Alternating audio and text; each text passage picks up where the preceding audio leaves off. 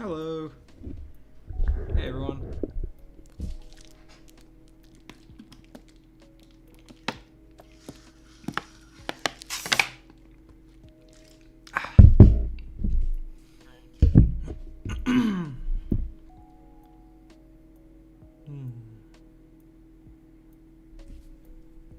Hey.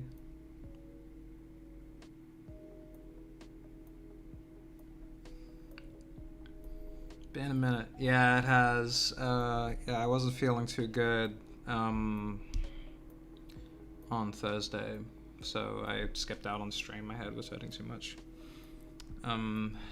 Seems like this sinusitis isn't going anywhere for a while. Morning. Morning, Alicia. What's up? Oh, where you been, dude? I've been rotting in my bed. I've been suffering, but I'm getting better. I'm healing. As my I made a new friend just a few days ago who's a witch, and that's what she likes to say when she's sick, is that I am healing. You know, as a sort of positive twist on I am sick. Because saying things like that, you can be factual and positive at the same time, you know, and it actually helps. You've been in a coma for 25 years. The world is currently in apocalypse. The pandemic has become a plague. 4 billion dead from international war. And episode 8 hasn't come out. The cherry on top. Just make the whole thing so much worse. Right, wife, life good. Wife fight back, kill wife. Think about wife. Regret. It's a good meme. You still working on the confinement episode? Hell yeah, I am. I'm actually been doing storyboards today, which is real interesting. It really helps to establish like backgrounds and shit like that when you have the storyboards done, because then you'd know which ones to draw, and I'm not just aimlessly drawing. So it's reaching the point where like I'm running out of assets to draw, and so I have to get on with the storyboard so that I have more assets to draw, essentially. But I have to do all of it at some point anyway, so it doesn't really matter too much what order I do it in.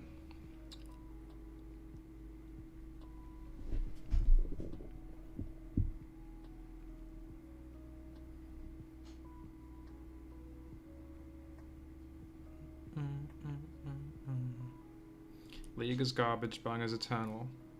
Thank you for the comparison. I guess that's a polarity now. On one end is me, and the other end is League of Legends.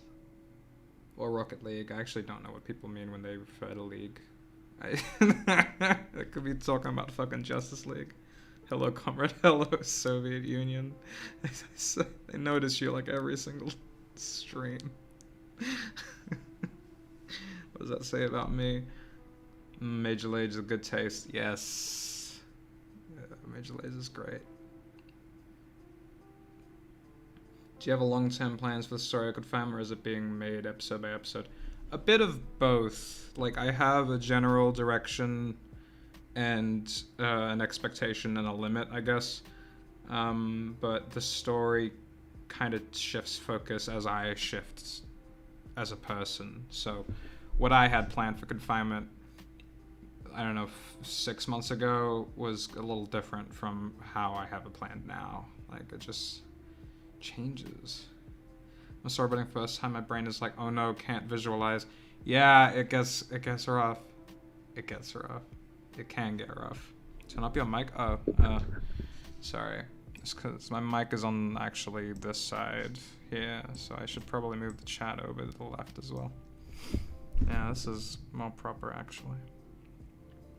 Is it GIF or GIF? I say GIF, but that's only because everybody knows what I'm talking about when I say GIF. You know, you can't mistake it for something else. I guess you can mistake it for gift. Whereas GIF... No, I think my logic doesn't work here. Bum, bung, how's your bum? Is it still broken? No, my butt's been alright for quite a while now.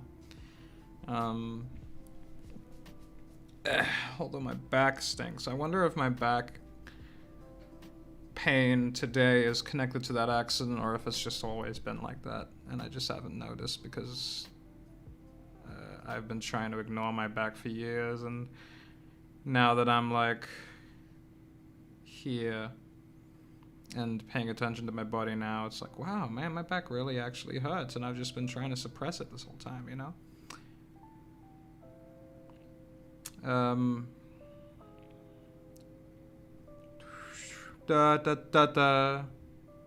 No, my mic seems good. It says here, at least. Is the music just too loud? Maybe that. No, it's actually on quite low. Donkey Kong.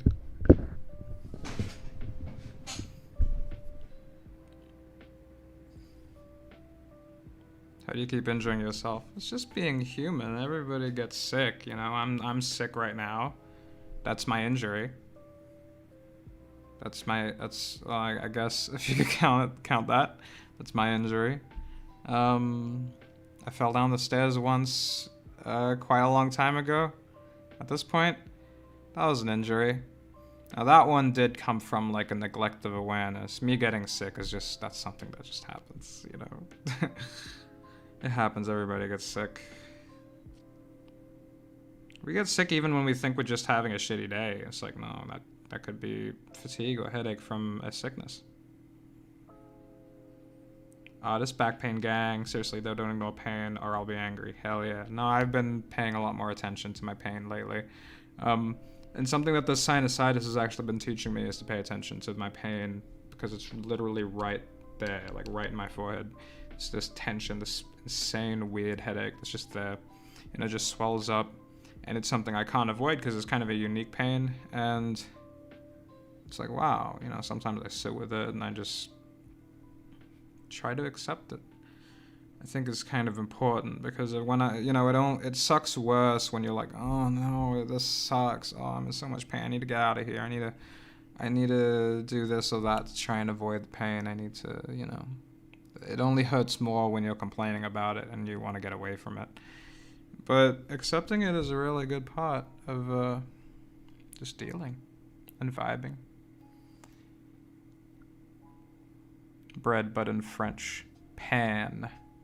That's so that I know that much. Hey, Bong just got here. Hey, Time Hub. How you doing? Bong best girl. Man. Maybe I am a girl. Who knows? I'm pretty. I'm pretty. No, I'm pretty sure I'm a guy. Personally, I just would prefer to assume the role of a guy at this point in time. But if you've seen the way that I dress or the way that I paint my nails, the way I have my hair done, the way, I don't know, maybe the way that I talk and the way that I physically act is a little bit feminine.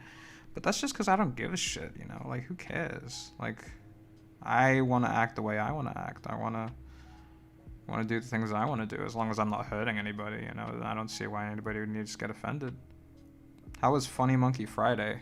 Well, actually, these two Donkey Kongs are the closest things to funny monkeys I've seen today. Damn. I'm pretty. Bung pretty. Is he high or drunk or something? No, I'm just relaxing. Yeah, I might get high again for another stream, but not this one.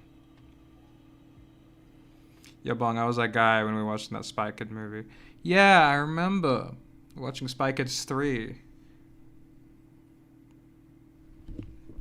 You do you, mate. Screw gender roles. Yeah, you know what? That's absolutely correct. Hi, Bong. As a sad dude from the Lost Direct, I want to say thanks. As a sad dude from the Lost Direct, I want to say thanks. Oh. I'm having a hard time processing that memory right now, sorry. I don't remember there being a direct that I was I don't know what you mean. Be yourselves. Yeah, that's right. I'm high. Wink. Oh, you're gonna make me want to get high, but I can't do it on stream. I have to do it like off screen and then walk back on. When's episode 8 coming? It's coming when it's coming. You know? You just gotta be patient. I tell myself this all the time when I'm working. Like, I have a little note here that says, don't worry about the end result, just go with the process.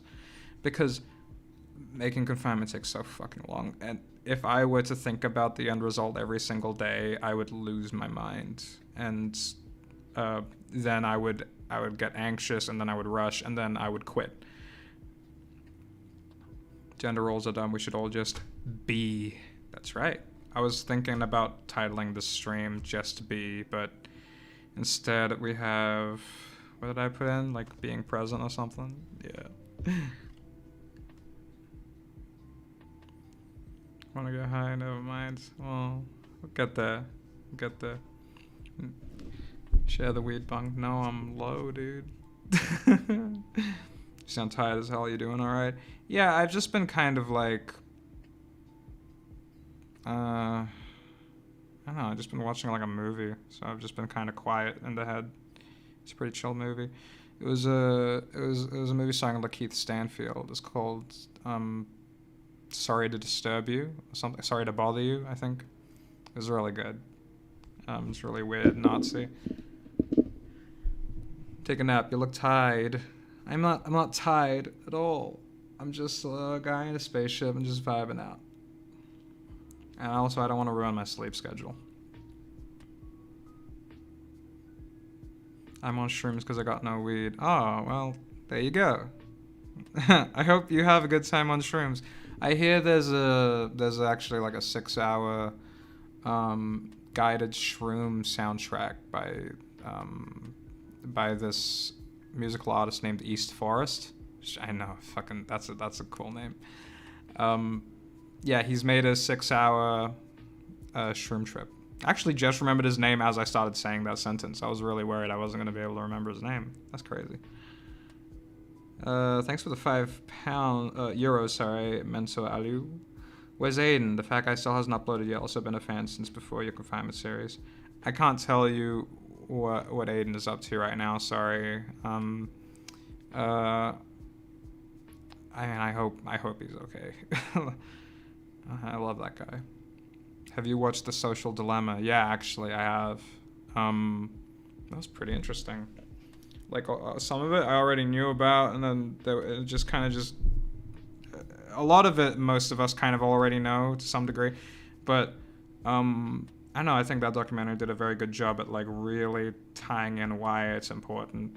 You know, just connecting more things with one another. You know, because knowing that things exist individually is one thing, you know, having a special skill, being specialized is one thing, but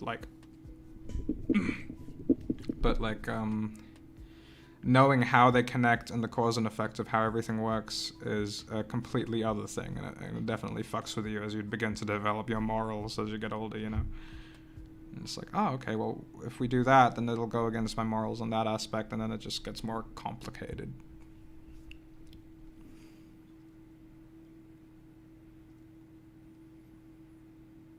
You still didn't tell me your thoughts on the name Gay Bowser. Okay. It's funny. It's funny. I'm gonna go trick-or-treating as Connor. Take photos. I would love to see that shit. Will Connor meet Springtrap, the scary robot? Is that from... I don't know. That game with Handsome Jack, that one.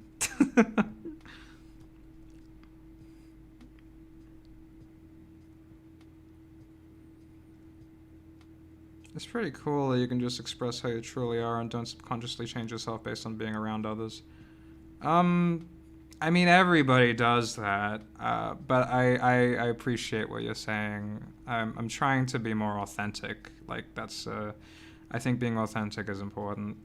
And also just a bit easier in a way to live your life where you don't have to, like, keep track of so many personalities. Um, uh, it doesn't add any terrible strain on you to be inauthentic. I mean, it does add strain on you to be inauthentic. It doesn't add any extra strain on me because I try to be authentic, but obviously I'm not going to there because it's a subconscious matter. It's something that you have to surgically do. I'm obviously going to fail at some point. Like, okay, like for example, uh,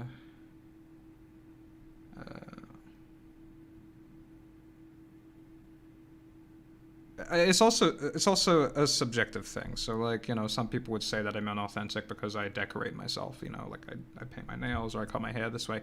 I just like this. I think it's pretty. I I don't think there is any. I don't think that the downside to it is that some people look at me weird and some people make fun of me, and so I don't think that I don't have any reason to do this for any inauthentic reasons. If that makes sense. Like, I understand the cause and effect of these particular actions, the way that I dress. So, I would definitely call this more authentic. And I like dressing the way that I dress. It's a visual reminder that I should be authentic. That I've already dedicated myself to being authentic on this level. I should be authentic on every level, But who are you? We are change. We are change. There is no strict barrier of what makes me me. I'm gonna change in a few years. You're all gonna change in a few years. You have all changed over your life this whole time. Gonna sound weird, but I really enjoy the fact that you don't care about conforming to gender roles, since it seems like these standards are so harshly enforced on men to be stereotypically masculine. It is, and you don't really notice it until you find out that you're already sort of outside of those gender roles. Like, I know people who aren't gay at all, who are completely straight, but they like to dress in a way, or they like to live in a way that that doesn't conform to gender roles, and they notice it too, specifically because they had to deal with the unveiling of the entire system, I suppose you could call it. Because if you are living normally, if you are living within your gender role or whatever, or societal role, your class role, your racial role, if you're just doing the thing that your parents told you to do, essentially, then you're not going to notice how anal people are about how much they need you to stay in that role. Whereas if you're somebody like me, who sort of discovered pretty early that this role doesn't work for me, then you'll notice just so many people come up to you with this attitude of like, I'm not sure if anyone's told you, but you're being a bit strange. It's like, yes, everyone has told me that. I know, like the sheer amount of people who are trying, some of them were like trying to be helpful, trying to be goodwill, trying to be nice, and then they're just like, no, they just want to control you. And I don't mean that in necessarily a malicious way, but like when you can want to control somebody in a gentle way, but you're still wanting to control them, trying to make somebody feel guilty for being themselves, trying to make somebody this and that, I just discovered I was trans female recently. Do you have any tips on being positive? I don't know about I don't think I have any tips on being positive specifically for being trans, because I'm not trans, so I obviously can't speak for trans people, let alone trans women. Being positive, I have a lot of tips for being positive though. Sorry, I'm just checking to see if just real quick. I love you, Bung. I love you too, Zek5. Just don't hate yourself. Well, it's hard. It's, as somebody who used to really hate myself, I feel like I can speak on that, at least.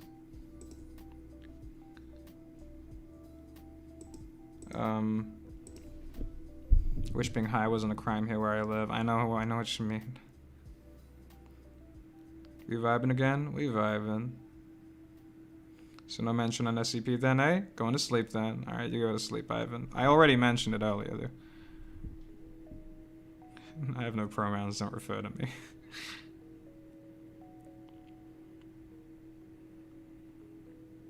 It's 3:50 in the morning, but it's all worth it for the funny spaceman. Oh, thank you. Hi, Ma. I just want to say that gender dysphoria is really different from what most people experience. Questioning your gender is a common thing and has been common for a very long time. Yeah. Well, I understand that second part. I'm not. Obviously, I don't understand what it's like to have gender dysphoria, though. So I can't be like, yeah, you're absolutely correct about that. I don't know. I don't know what most people experience. Lobong, what is your wisdom? Okay, well, my prevailing wisdom right now is just deal what is absolutely most relevant to you at this moment right now. And that sounds pretty simple, but most of the time we're caught up in our own bullshit up here, talking about something tomorrow, talking about something later in the day, something about my entire, like later on in my entire life, you know, just always these thoughts that are trying to drag you away from the present moment. The present moment is the only time you can actually make change, because it's the only time you have control over. So, with that being said, I need to take a piss, so I'm gonna be right back. You're very interesting to listen to, Punk. Thank you. 1 second.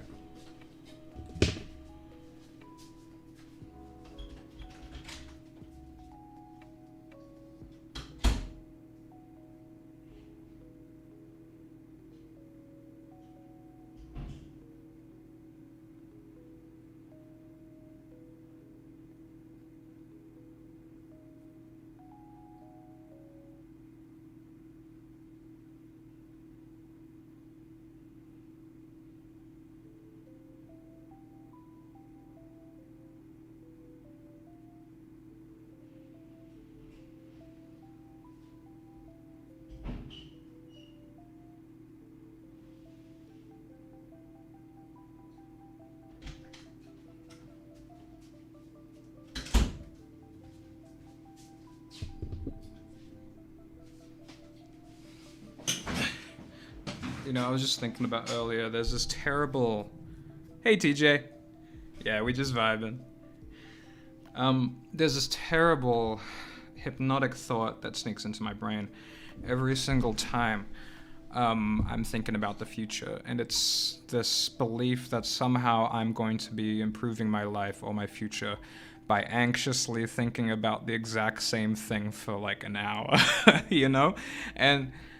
another beautiful thing about that hypnotism is that you can't even tell how long you've been thinking about some shit, and then until you come to, you know, and you're like, oh fuck, have I just been sitting here thinking about what I'm gonna have for dinner, like, for the past 30 minutes or something, you know, like, you're out, it's out of control, it's crazy.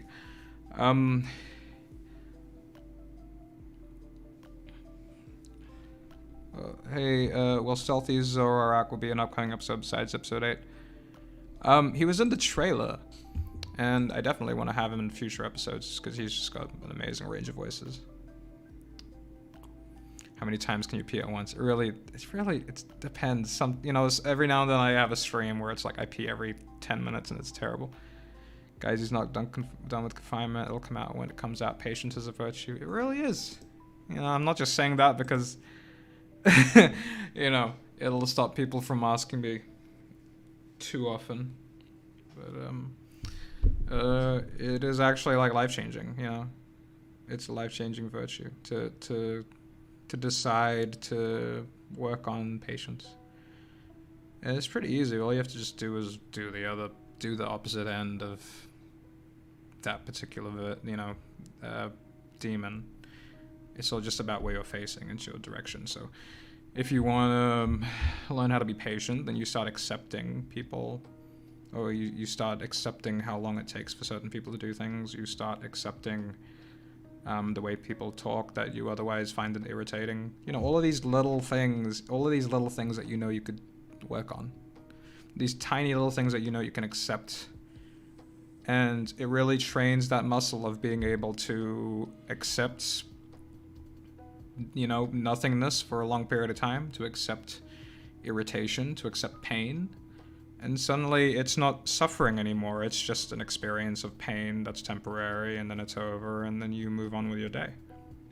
You know?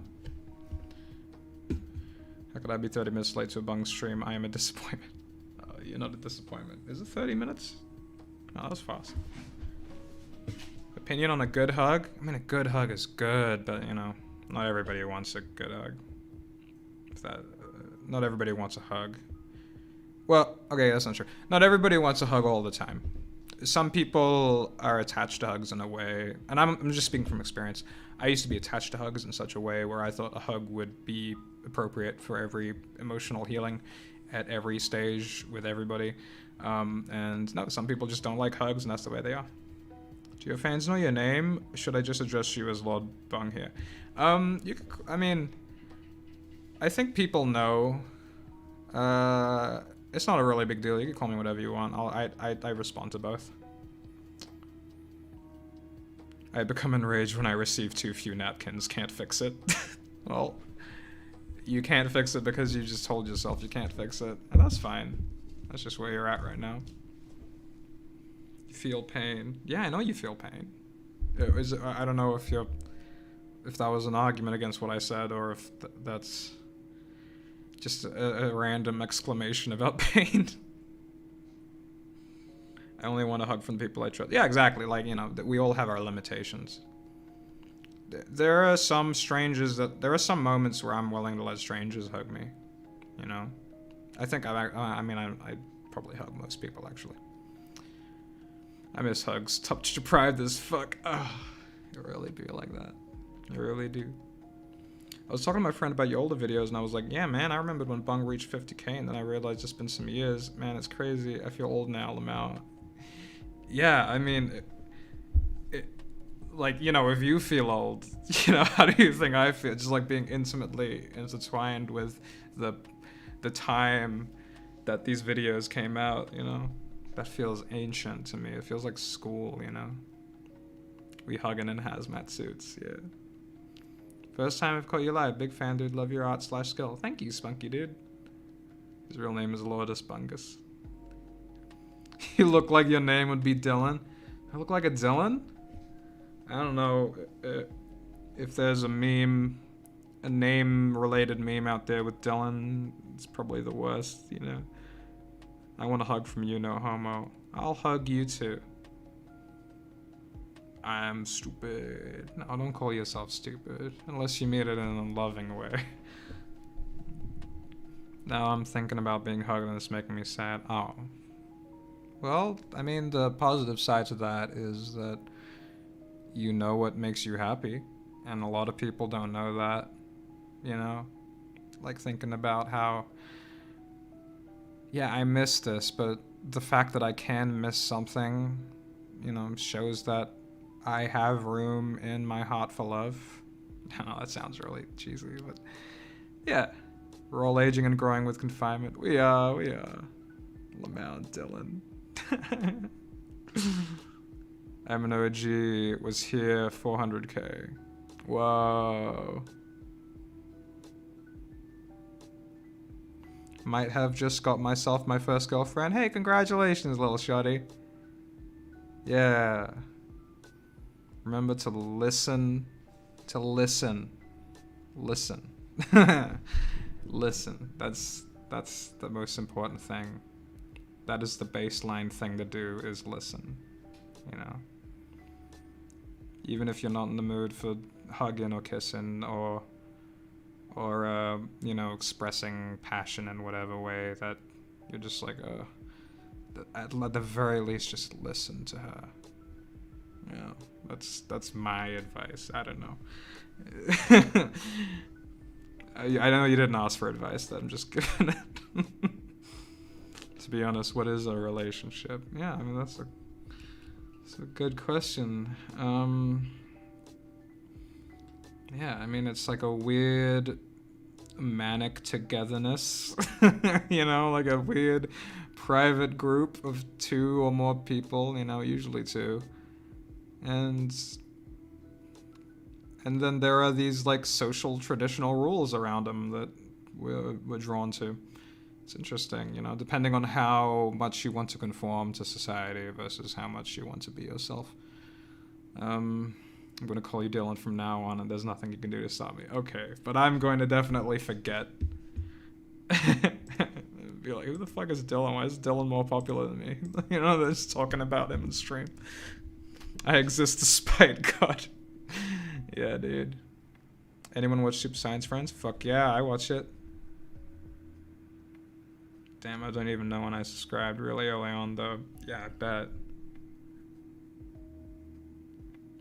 Just tuned in. Has Halloween spread to your country? Yes, it has. I was at the shopping center today, and there was a fucking Dementor by the cheese at the grocery store. It was crazy. Like, somebody just set up... Like, I don't know if they're supposed to at this particular grocery store, but it's a Woolworths.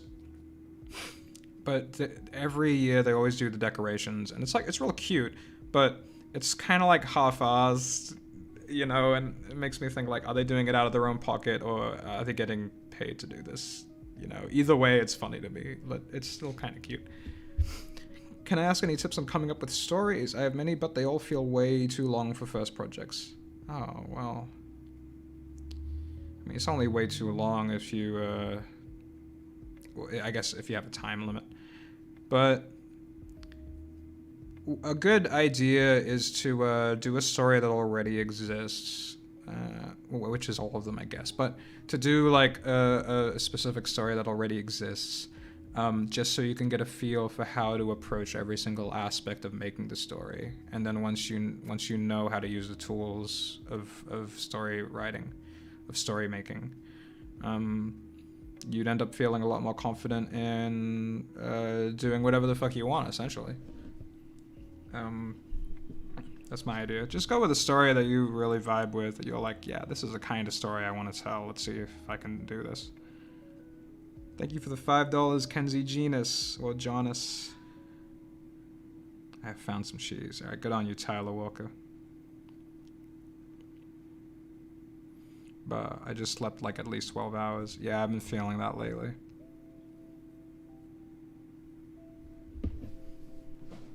Ugh. Halloween plans. We're jumping out of our skins and running around as funky little skeletons at top speeds, having a gay old time as pearls. That sounds pretty good. Hey, yeah, and the trailer for episode 8 of Confinement, which 05s did you pick? Like, there's multiples for each 05. Which personalities did you pick? Well, I guess if you read through the multiples, and just, if it looks like the most of one of the descriptions, then it's most likely that one that I've chosen. I can't remember off the top of my head which iteration of each 13 members they were, but most of them were based off of them. Yeah. I have not slept at all. Oh, I hope that's not too bad. I don't know what time zone you're in, so I don't know what that really means. Ugh. Bro, what's the stream for? We're just vibing, you know? Just relaxing. Look at all these funny little images, you know? These silly little images. Some of them move, some of them don't. Some of them move when you're high, though. But yeah. I almost broke my laptop screen by tossing a ball into an F. Damn. That sucks, dude. Like a username too, failure in space. Bro, that's me right now. I'm a fucking failure in space. I'm just kidding. Will there be essentially a Halloween confinement? I've been thinking of doing something for it, but I think I might just do a drawing. I already did a drawing of like a Halloween party confinement thing. I put it on my Twitter if anyone wants to check that out.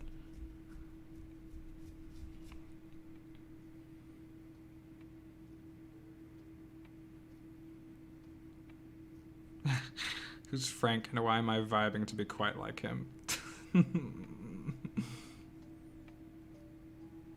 We vibe into the implied promise of foot pics? No, we're not. We ain't. We are not. We ain't. I mean, maybe you are, but I'm not. Earth is temporary, space is forever. That's so fucking true. What's the one with the dinosaur puppet? I actually don't know. I don't remember where I found it either. I just thought it was great. Look how chunky he is.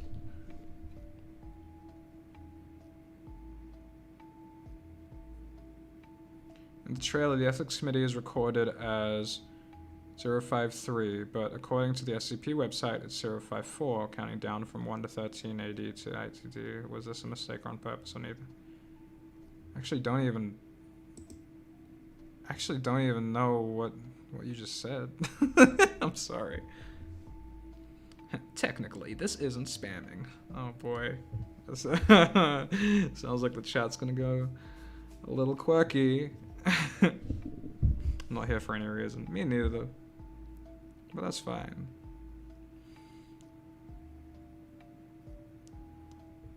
I forgot I had my pencil on the seat cushion, so when I tried to get off the chair, the lead stabbed in my inner thigh. Oh, no. Oh, it'd really be like that sometimes. Bung, do you have a religion? Wink. I like to take little bits and pieces from religion, but I don't have a religion. So far, Zen Buddhism has been the closest to my perspective of how the universe functions. But that's why I have this little Taoist yin yang necklace. But no, I don't identify with any religion. I resonate with quite a few of them, just because I think the ones that have been around for quite a while would have had to have collected some truths, and I totally resonate with quite a few of them. I'm not like the other chatters. I spam. Yeah, that's exactly what they're doing. Yo, dude, I love your animation. I just want to say you changed my life for the better. Oh, that's really sweet, Polo. I'm glad I made a positive impact. My religion is Cars 2 on Blu-ray, honestly. That's valid. It's the worst Cars movie, but that's valid. Have you seen Femboy Connor? I have seen the artwork in my Discord, yeah.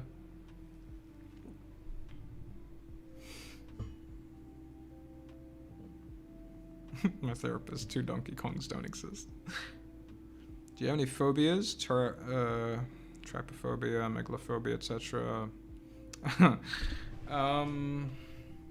Yeah, like I do have, what is it, thalassophobia, like the fear of the big ocean. Ugh. Okay, yeah, maybe I should have actually turned slow mode on. I'm just gonna do that real quick. Whoa, hey, let me do this. Oh, it's on here.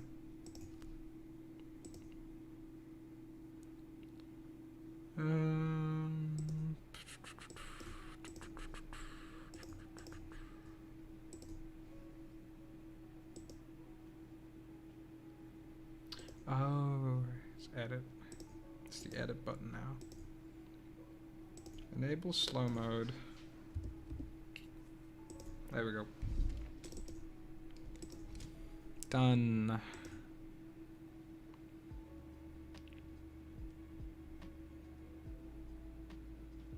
There we go.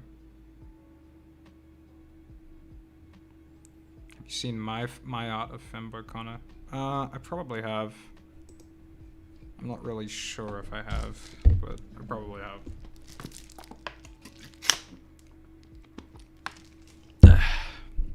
Alright, slow down everybody. I could read all your comments at a much slower pace. That is much more in line with the vibe that I've created. That we are all creating now. This function of reality. This is what we are right now. We are the same thing. At this point in time, right now, we are this superorganism of me on video and you at home or wherever you are watching me on video. At this moment, our singular identities do not exist. We are the same being. Opinions on people with two lungs. Fuck them.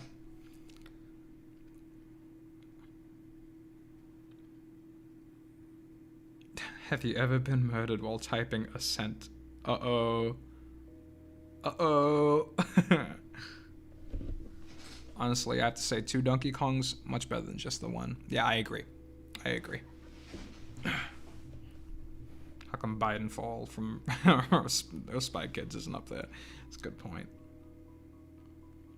You sound like you're on drugs, not gonna lie. Yeah, I get that a lot. Is it true you have a waist and legs? Oh yeah. Oh yeah.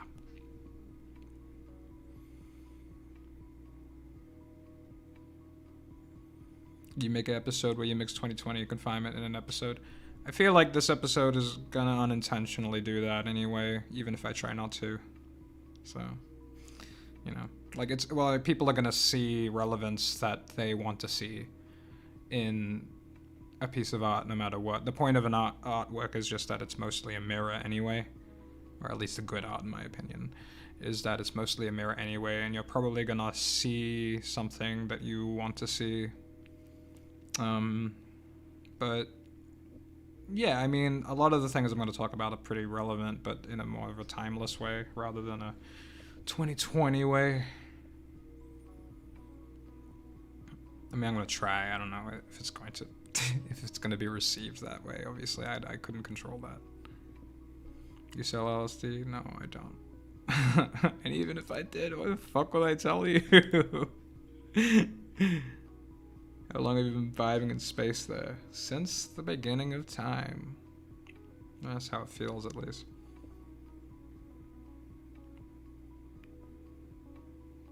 Soon it will be a year since I know your videos. Happy anniversary, Sergey. It's raining super damn hard right now. Damn. I'm glad it isn't raining here, because that would be allowed on stream, I think.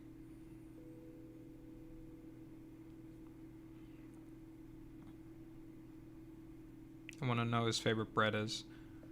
My favorite bread? Right now, well, it's the bread that I just have the most is wholemeal. Like white wholemeal. Well, not white wholemeal, just wholemeal. Because it's good for you. It's good for your poops. 6 in the morning, Lord Bong, why? That's just the way it is. It's the way it is. I love your support. You're my therapist. Every time you say my name, I go from to ah. Do you have any favorite urban legends? Ooh, I used to be really into cryptozoology, and some ghost stories that came along with that, but yeah, I can't think of any specific ones right now, but I have to get back to you on that one. Did you see my first stop motion animation? You should link it to me. I want to see it. I want to see that shit. Send it to me right now.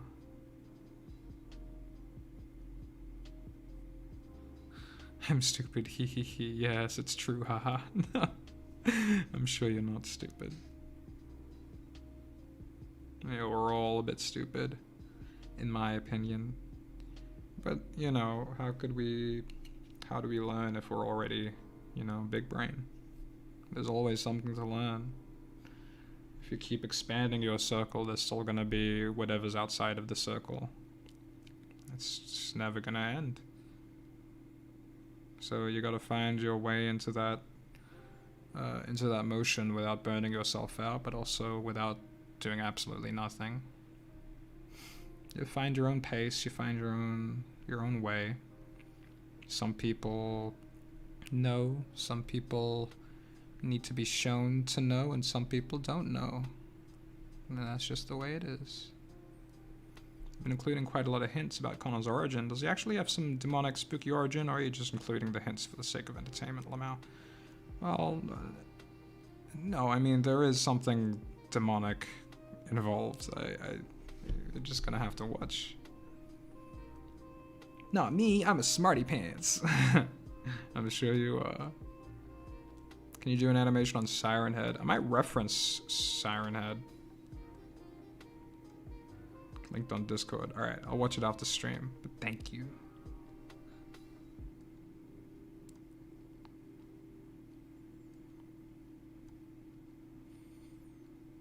Who hates penguins? Yeah, what the fuck? Penguins are great.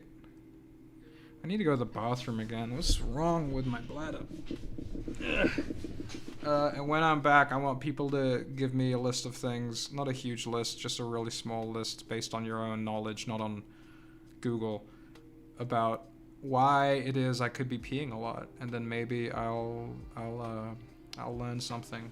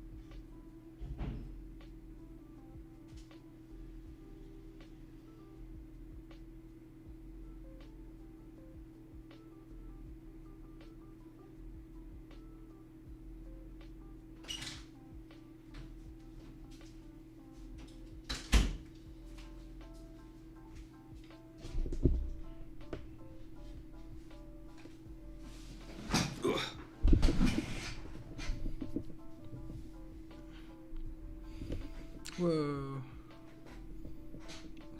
Let's talk about dying without responding instantly. You're gonna leave Connor out of the conversation.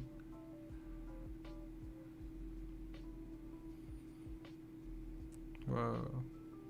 Maybe you drank too much coffee. If you do drink coffee, that is, or tea maybe. I don't drink caffeine, sorry.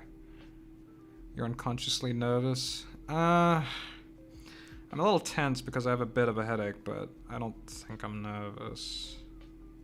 I think you said unconsciously, so maybe I'm unconsciously nervous. Did you wash your hands? I washed my hands. Yes, I did. It can be diabetes related, source diabetic stepdad, or prostate gland issues. Oh, yeah. Well, I know I don't have diabetes, even though I am overweight. But I don't think. I don't know. Could be a lot of things. Yeah, it really could be a lot of things, couldn't it? Well, there we go. That is the way of things. It's could be wildly complicated to the point of not even thinking about. Thank God I was scared. Thought you didn't wash them.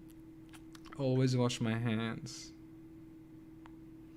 It might be a glitch. Get a mod. Okay. Yeah, you all got that penis glitch that make you pee. That make you pee every 10 minutes. Positive on cleanliness. All systems go. Could also just be a habit you've developed with bladder issues. Can you develop the feeling of needing to piss as a habit? That's interesting. You're not fat, you're perfect. Oh, well, thank you, but I said overweight, not fat.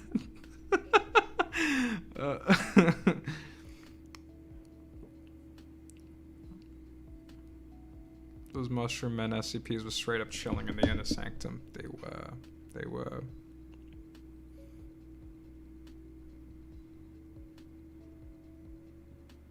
You took too much mescaline, man. Too much. Yeah, dude. The two Donkey Kong pics be like, and just nothing.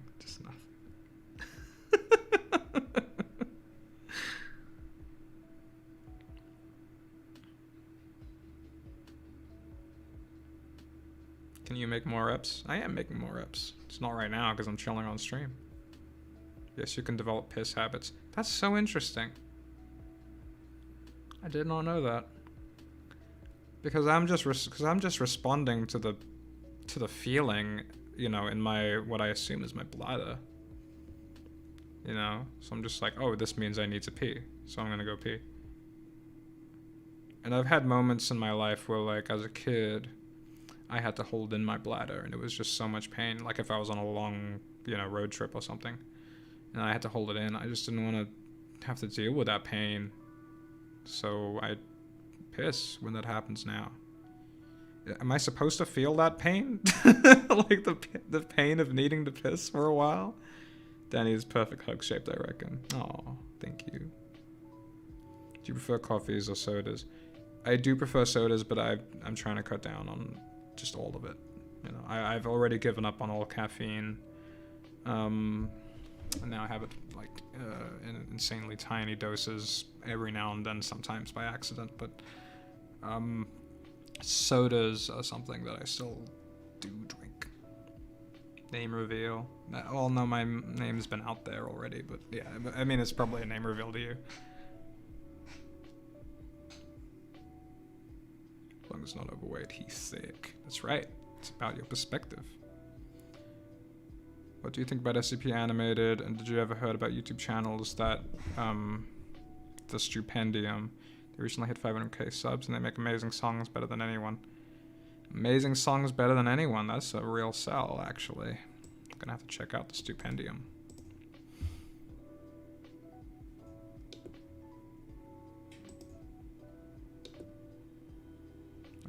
Alright. Maybe it could be a physical thing or a neurological thing. It could be. Coronavirus sucks. Yes. Somebody finally said it. Why is it that when you really need to pee that it gets so much worse the second you get to the door of your house?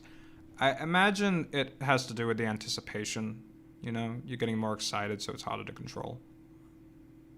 That's my theory. What up, Bong? Nice to see you. Nice to see you too, Jackie Estacado. Estacado. Wait, are those Mushroom Men SCP-925? I don't think so. I'm the opposite habit. I used to have to hold through childhood, and now I have to set reminders to go throughout the day. Really? It's really interesting. Peeing so much may be caused by anxiety, stress, discomfort, or drinking so much coffee. Bong when he sees this comment. It's true. Weight is just an illusion made up by gyms to gain more members. Weight is an illusion.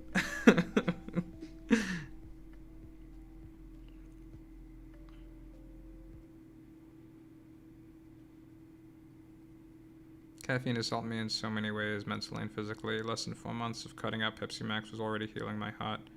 Wow.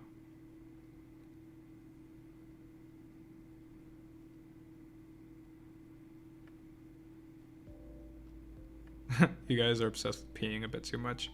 You ain't wrong. You ain't wrong. White people talking about mushrooms. I don't know. Uh-oh. A necklace untied. Oh well. I have other necklaces. I could just... There we go. Piss theory and voice chat later. Are you good in any instruments? No, I try to get started on some electronic stuff, and now I just use Amplify to make some music, but nah. Although it probably is something that I should get into. Add the dancing Polish cow gif. Dude, I should do that. Well, this is getting awkward. Well, it is now that you said it. Thanks for making awkward, Arsham Khorasani. You are the awkward turtle of this stream.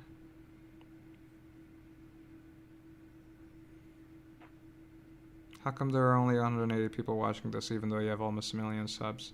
Well, there are quite a few factors that go into that. One is that people have never come to my channel because of my streams or for anything that I could be streaming.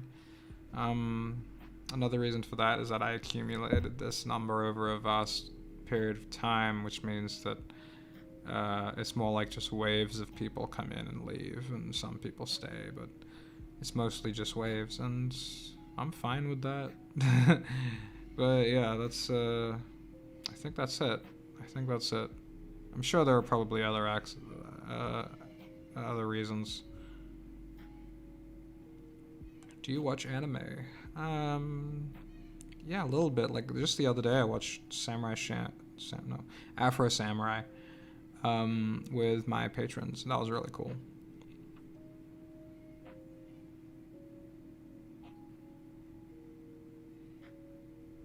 Have you tried drinking a lot of water? Yeah, that's all I've been drinking this afternoon, and been making me want to pee a lot.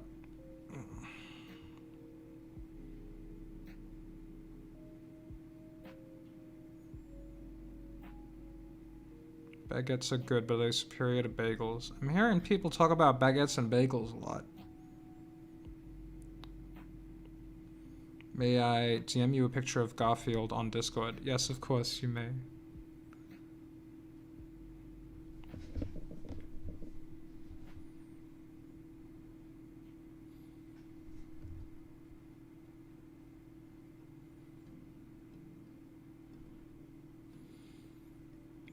This big episode be in part 8. Yeah, General Marcus will be in part 8, I think. I don't think he'll have a pretty significant role, but he'll be in there. I'm so tired. I just woke up to watch this. Oh, you don't have to wake up on my account, but I appreciate it. This is just literally going to be a chilling stream. Like, I'm just going to be sitting here and talking with the meat brioche.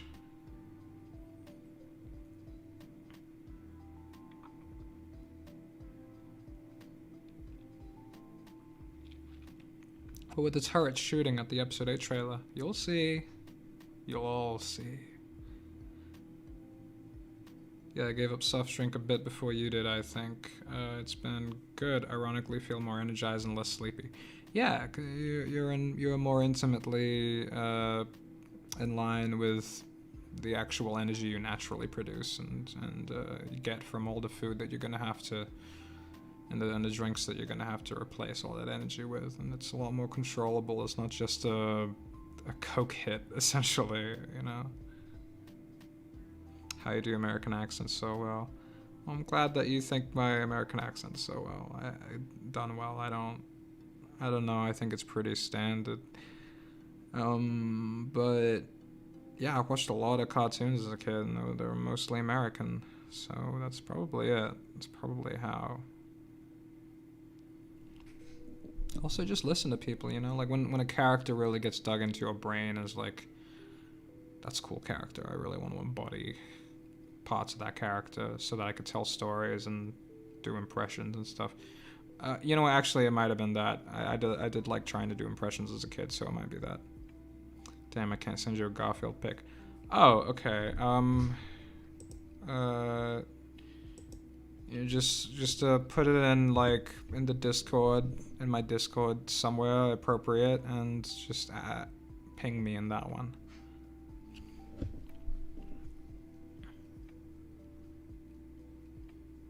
Do you have a Discord server, Bung? Yeah, Malrinky will probably put in a link. A linky. Approximately how many video game, movie, whatever else references are there going to be in the next episode? There's going to be quite a lot, but it's not going to be too obvious, so it isn't going to be distracting.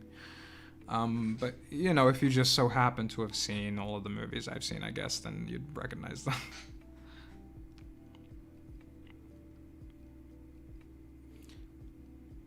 What is your favorite cartoon growing up? I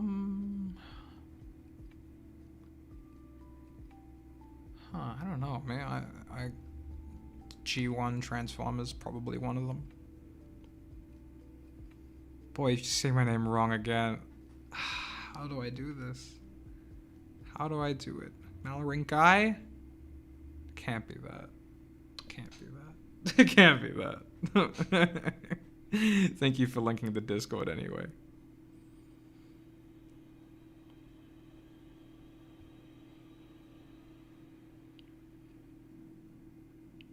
No, the Mushroom Men don't have an SCP number, sorry.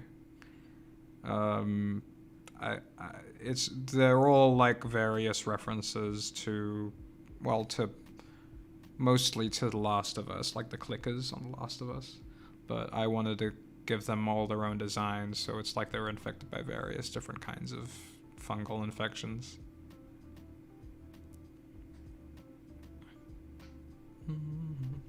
What is something you struggle to draw?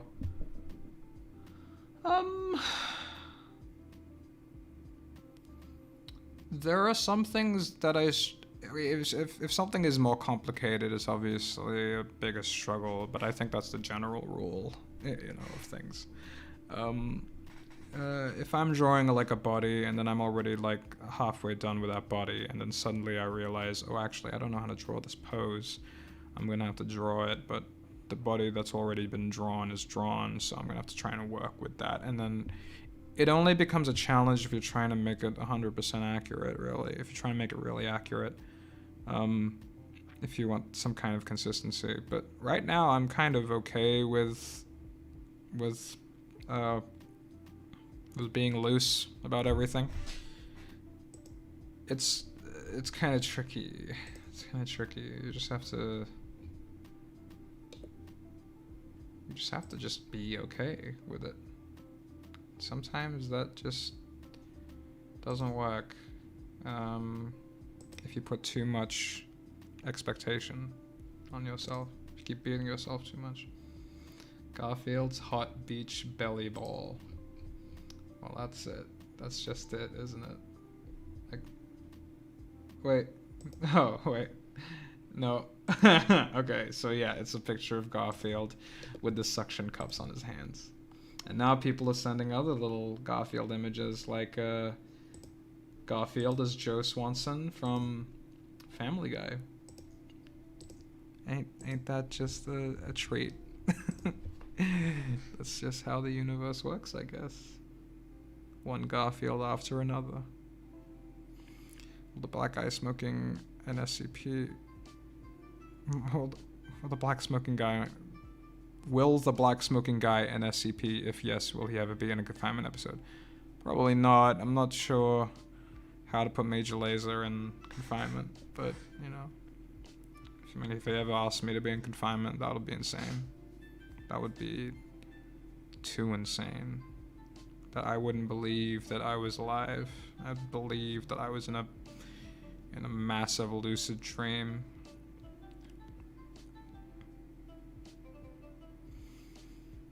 Hello, what's up? Not much, what's up? How'd you find your style? There is no style, it's just changing all the time. It's how I felt it should be at the time was the way that it was. I try to keep it a little similar so that people have some kind of anchor to keep going through the series. So I can realize, oh yeah, that's that character, that's this character. But no, there is no style. A lot of the style that I got inspired from was from the series Super Science Friends. You can find them on YouTube for free. They're really good. Super Science Friends. They were a huge inspiration. I was a massive supporter of them for a while. I still am. I don't know what happens to them. I hope they're okay.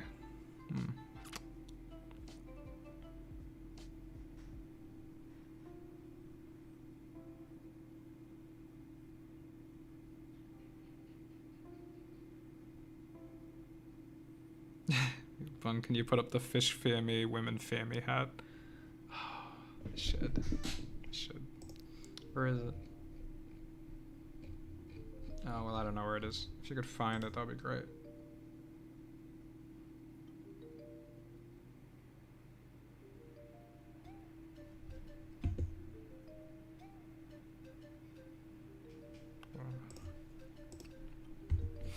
When is Confinement Episode 8 coming? It's coming when it's coming. Just gotta be patient. I'm still making it.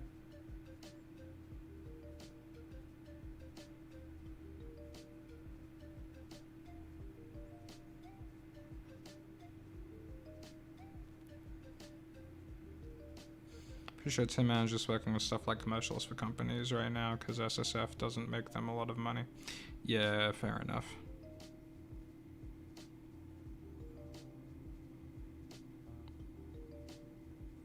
It's in meme chat. I'll ping you. Alright, you ping me. I'll try to remember things.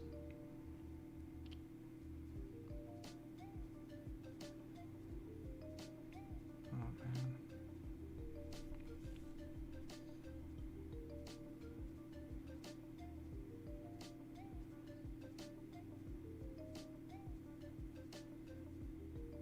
Yeah, well, that was a good time remembering things. Now I'm back.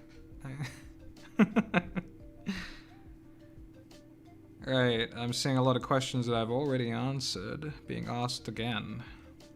So I'm not gonna answer them again. It's not on me that you have a bad memory. Does anyone here watch anime? I like that. That question wasn't to me; it was to everyone in the chat. Does anyone here watch anime?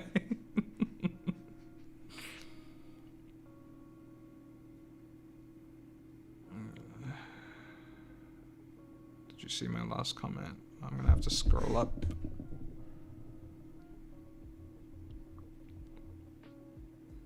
As a child, you can watch cartoons like Tom and Jerry and Courage the Cowardly Dog and enjoy them, but if you have animated anything, you can see how complex they actually are.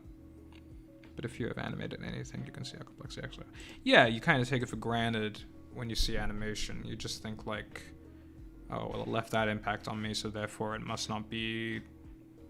Therefore, that much work doesn't go into it, you know? Like, we like to think that there's this sort of... I don't know if justice is the right word, but like it's sort of like our understanding of the world. We have such a bias towards that, you know. We have such a bias towards things being simple if they're not that important, and only complicated if they are that important. But you know, the more you know about something, the less you actually know, because you begin to realize that, oh, if me working in this retail shop actually has a wildly complicated system spanning across the planet, you know, with all of these, all of this economic competition and social upward mobility challenges and etc. Then what must it be like to work at the fucking Large Hadron Collider, you know? It's a humbling experience learning things, and a lot of people don't like learning things specifically because they want to feel like they know everything. They want to feel like they're in control. It's not a healthy way to live, and because it just shows that you're afraid of... You're afraid of, you know, learning what you suspect is true, which is that it's actually way more complicated. And it always is. And this global conspiracy to try and make everything simple and neat and tidy and fair and just and right, you know. It's chaotic. It's not bad chaotic. Sometimes it's bad chaotic, but it's good chaotic too. It's chaotic in every single way. And sometimes that chaos works for us, and sometimes it doesn't, and then we act like it was orderly and fine, or we just don't think about it. But then you have people whose life have been affected so much by chaos, by the randomness of everything not working. You know, like no matter how you did everything right, it still didn't work out in the end. Sometimes that happens, but equally, sometimes you don't do any work and things turn out quite right. No, the black smoking guy is not an SCP, and he's not in... I already answered this question. I don't know why seeing you say that for like the 5th time was just like, this guy, this fucking guy. People still talking about baguettes. Yeah, so you do you. I hope that baguette debate is fruitful for what you're looking for, and I'm glad that my stream can provide a platform for your baguette conversation. What's going to have the same time as a friend of mine? Who are you doing today? And enjoy your favorite music and video games. What? What was that? My brain just like turned into spaghetti.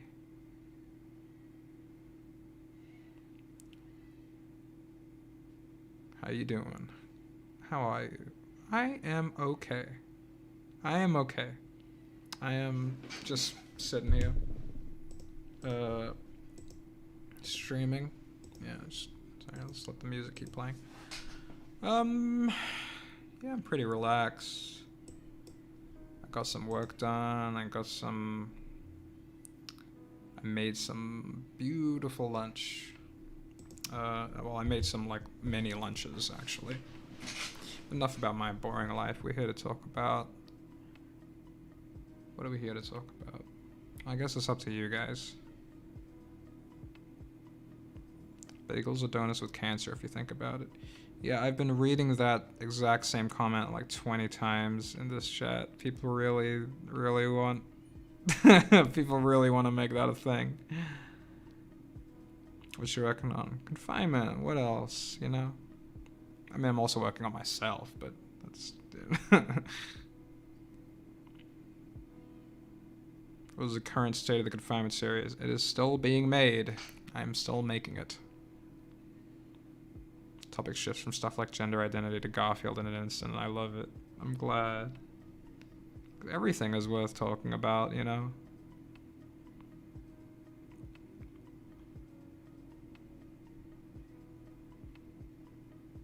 Bung, is one of your friends going to stream another movie later? Because I'm down. I don't know. We'll see.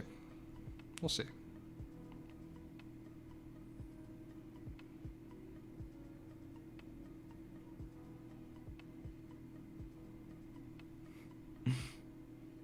It's a good comment. Clockwise corn. That's exactly what happens.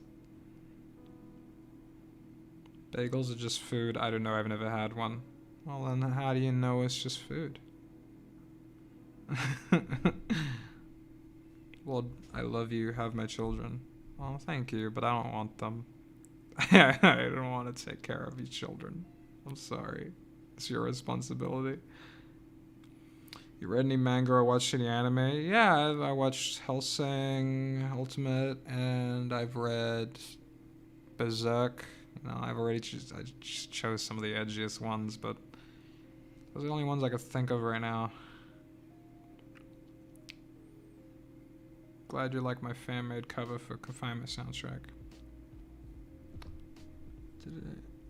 Did I? Can't remember. I probably did, though.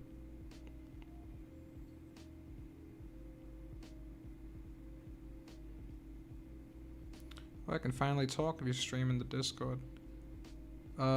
Stream in the Discord? I'm not gonna be streaming in the Discord. It's just gonna be random people, and they're gonna be like, I'm gonna say something crazy on stream to get Bug in trouble. You know? I might have like a guest, but I'm very particular about the vibe. Maybe that's just too much control on my end, actually. Bung, would it be okay if you could host an Among Us game later? That's if you have Among Us. This is a joke, but if you are down, I'm down. Maybe. I won't be hosting it, though. I'd probably get a friend to do that. On a scale of 1 to watching YouTube at 12 a.m. with a hot chocolate, what is the current vibe? That sounds like a good vibe.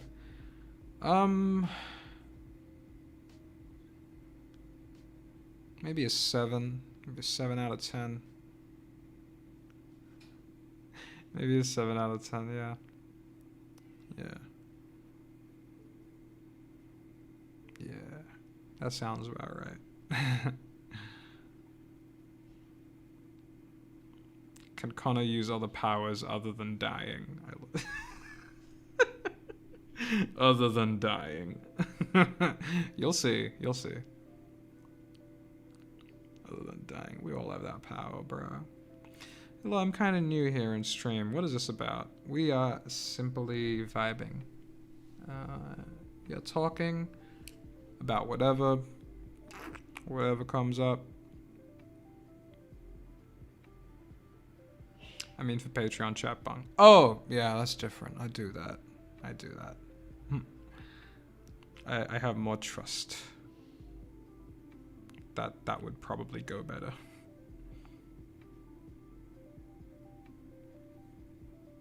We need to all praise Lord Bond. Don't praise me. I'm just a guy. I'm just a dude. I'm just an imperfect person. You know, my current incarnation is that of a doodler, of a storyteller. And, you know, don't get me wrong, I am very proud of that. But do not praise me. You know, I'm just making the art alongside you. I couldn't make it without you guys. Like, you know, I could be, you know, drawing on paper in my house, but if it went for you guys, it wouldn't be animated and it wouldn't be seen everywhere that people can have internet, you know what I mean? It's a group effort. What I was saying earlier about the superorganism, we are all a superorganism. When I make the show, when my patrons support it financially, or when people watch it, it all goes into the same entity. It is that. And of course, this extends out to the rest of the universe. I'm just trying to make us in particular feel special right now. Just the first step into accepting the superorganism that is the universe. Maybe I'll turn some people and they'll understand it that way. But on the same level, we are also individuals. We are equally individuals as well as we are a superorganism, you know. Don't pretend that nothing is real. Everything is real and not real at the same time. I was reading the Kabbalion, written by the guy who made up the guy who Hermes, I can't remember his surname, but he was talking about polarities. A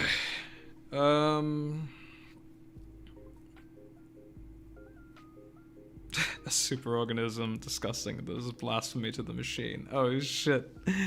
Yeah, that's funny actually. Like in the West, we view the universe as a machine, as a mechanistic. There is a right way and a wrong way.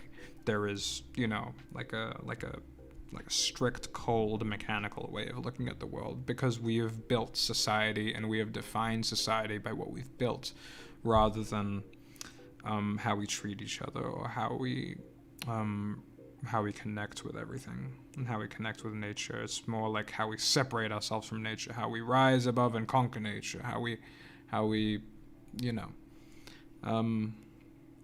Really, it's an organism. You know, like ants create an ant colony and beavers create a beaver dam, and we create cities and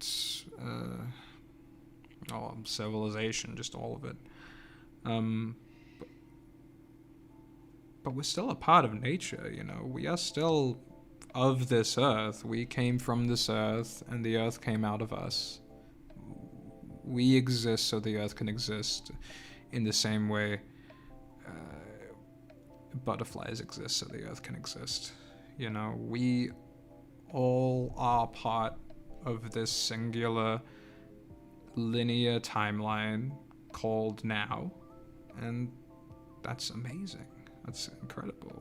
But that means we are all part of the same thing. You know, we're all part of the superorganism. Is he drunk? Yeah, no, don't actually drink. In recent years, we seem to have been most focused on creating misery. Yeah, that's some people's business is simply you are me and I am you. Yeah.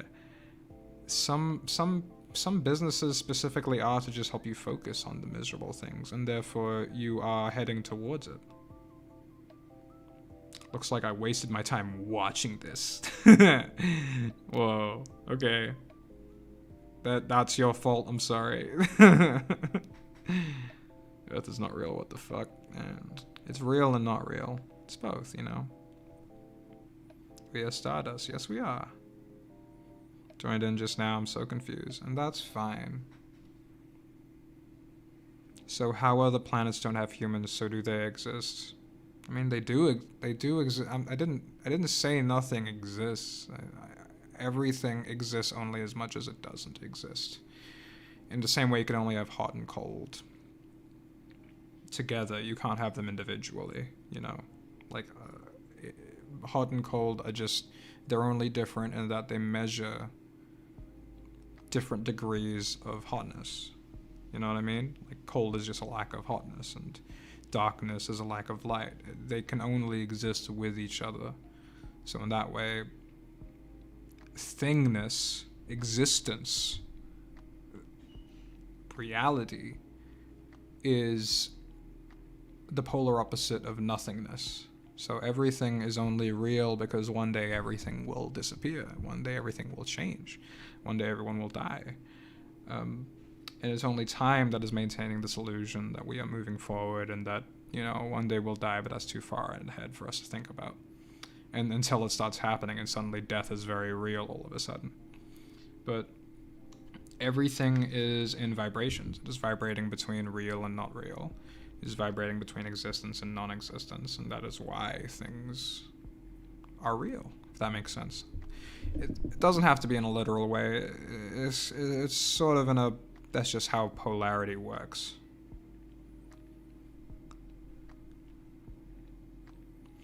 There's a thing called the Fermi paradox. That's your answer, maybe. Possibly.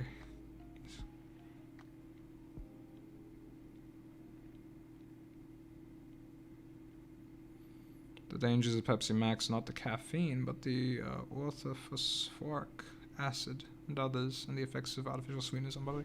Yeah, that's why I've been trying to cut down my sodas. For that reason. When you watch the Lord Bong stream, you're either going to talk about piss theory, you have a brain straight up expand, and I honestly love it. Thank you, Clockwise Corn. That's kind of the vibe I want to go for. Bung, please answer me. Can you please put Fine and Dandy on Apple Music? I actually cannot at the moment. There's a bit of a complication. The good is nothing without the evil. Exactly, yeah, it's foolish to think that we can live in this end goal where there is just pure good. It doesn't work, it doesn't make sense, and the standards change. Like, we've ended things that we used to do, but the concept of evil just shifts alongside good as long as we keep running away from it. If we are running away from evil in this paranoid, manic way, then evil is just going to get bigger, because suddenly everybody that you used to trust is evil, and suddenly everything that you used to love is evil. And because you want to be extra careful to avoid the evil, so you start labeling more and more things as evil. And evil only really goes away if your obsession with good goes away. You know? Why do you have blue fingernails? They're actually white fingernails. But yeah, some people do see them as blue. I've actually had a few people see them as blue now, and I'm starting to think there might be a little optical illusion thing happening. Thanks to denial, I'm immortal. Yeah, thanks for the $3, Tropic Snakey. But that's what we do. We're in denial all the time about our mortality. Like, we don't think about the fact that we're gonna die. In fact, we plan our lives as if we're gonna keep going. You know? Whereas if we really did know that we were gonna die, if we really did sink in that we were gonna die one day, then we would have less of these terrible, like,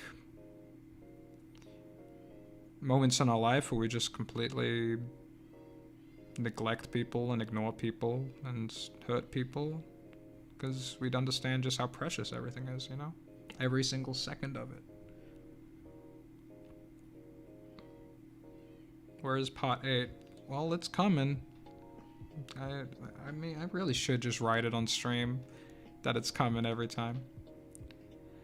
How can you determine what is good when there never has been any bad? What can you use as a reference when there is no opposite? Exactly. That's one of the laws of Hermetic magic, or Hermetic mental training. It's about polarity, that everything is polarities.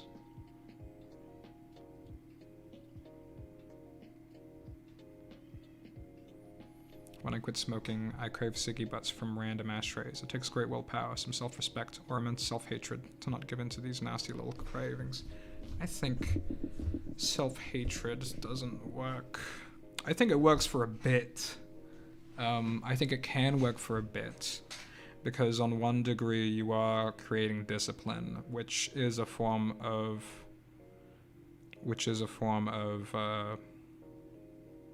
self-love.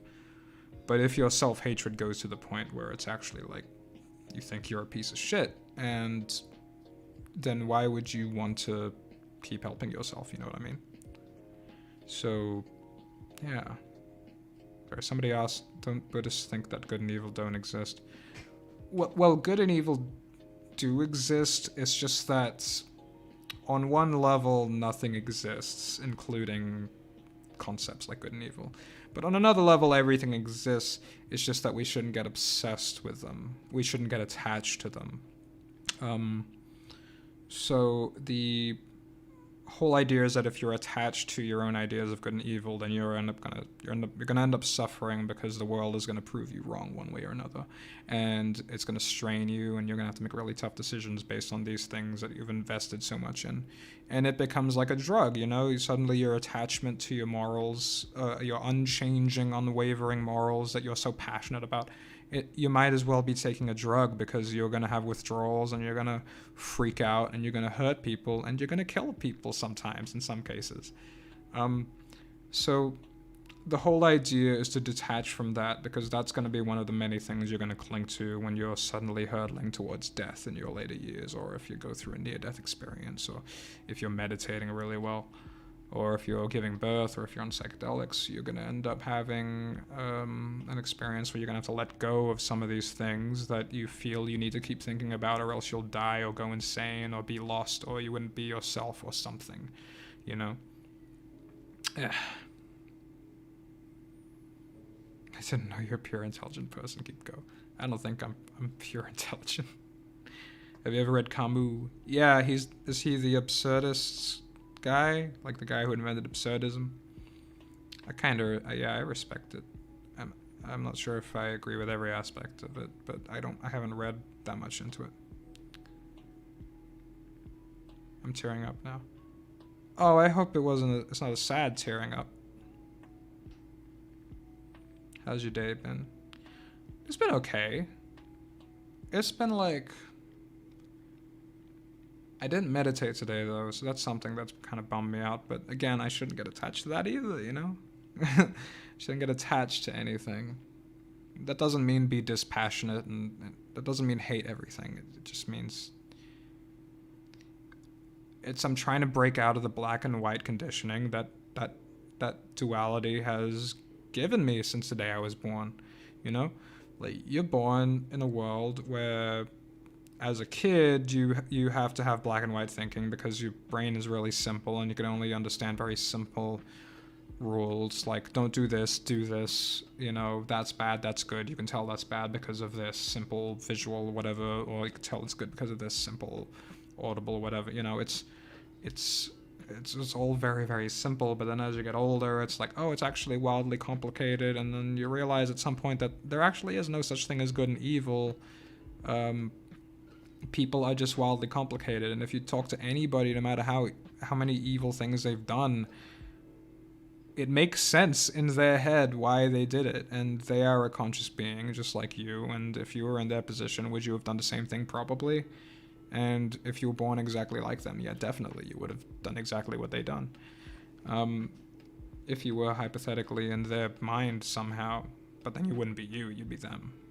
It's crazy, and then you're gonna have to realize, oh, okay, how do I moderate this? Because so many people just go into the nihilistic route of like, okay, well, nothing matters then, therefore I can do whatever the fuck I want.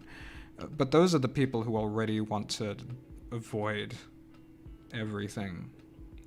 These are people who just are so overwhelmed by how complicated everything seems that they numb themselves out with drugs and alcohol and avoid everything. Avoid the cause and effect of everything, avoid the reality of everything, avoid the effect that you have on people's lives. But yeah, that's just how it be sometimes. We used to hate people, now we just make fun of them. I mean, we still hate people, but I see what you mean.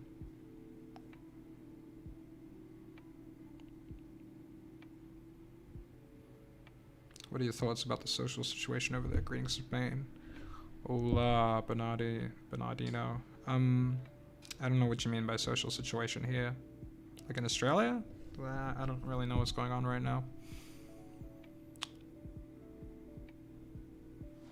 Do you believe in any religion? Because I don't. I only believe God.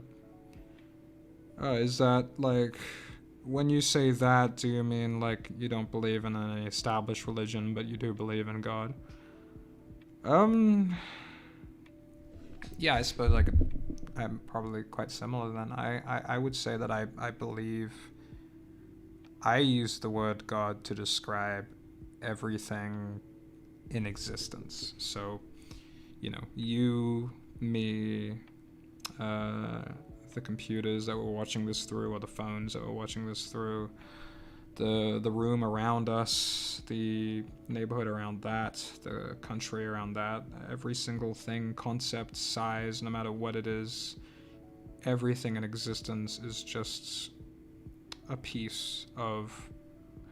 I prefer to call it the all now, because that's what the Kabbalion has been teaching me. Or the universe, whatever you want to call it, the divine, it just, or matter, some matter is one way of looking at it. That to me is, the accumulation of that to me is God.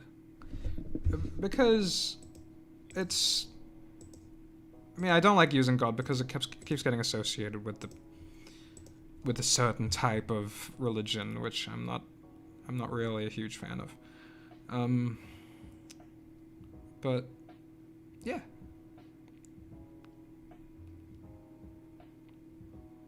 So what's going on with the Confinement series? I'm still making it. Don't worry, Todd Howard. Todd Howard.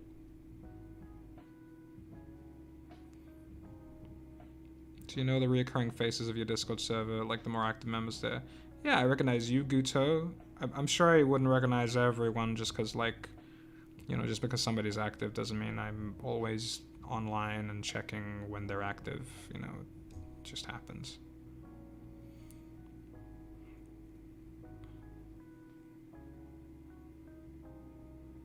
I shall dedicate my next sunrise to you. Aloha, got a split.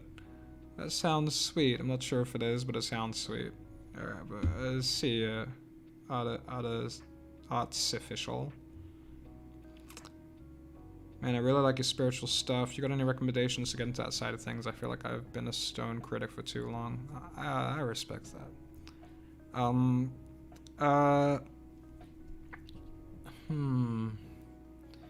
It really depends on what you're into. That's something that I learned about spirituality, is that you can only find your own way. So, yeah, I could recommend a podcast. The Duncan Trussell Family Hour is a really good podcast where, you know, a comedian who's into spirituality is just talking with experts and comedians and all such about spirituality. And that's what's helped me find out which people I like and which paths to go down. As a Midnight Gospel is a really good start as well. But really, it's up to you. It has to be like, you have to be into it. You have to trust your feelings about this stuff. Any guidance on how to accept and come to terms with your sexuality and who you are as a person and how you'll be perceived once you come out? Well, understand that part of you is a part of you. You cannot...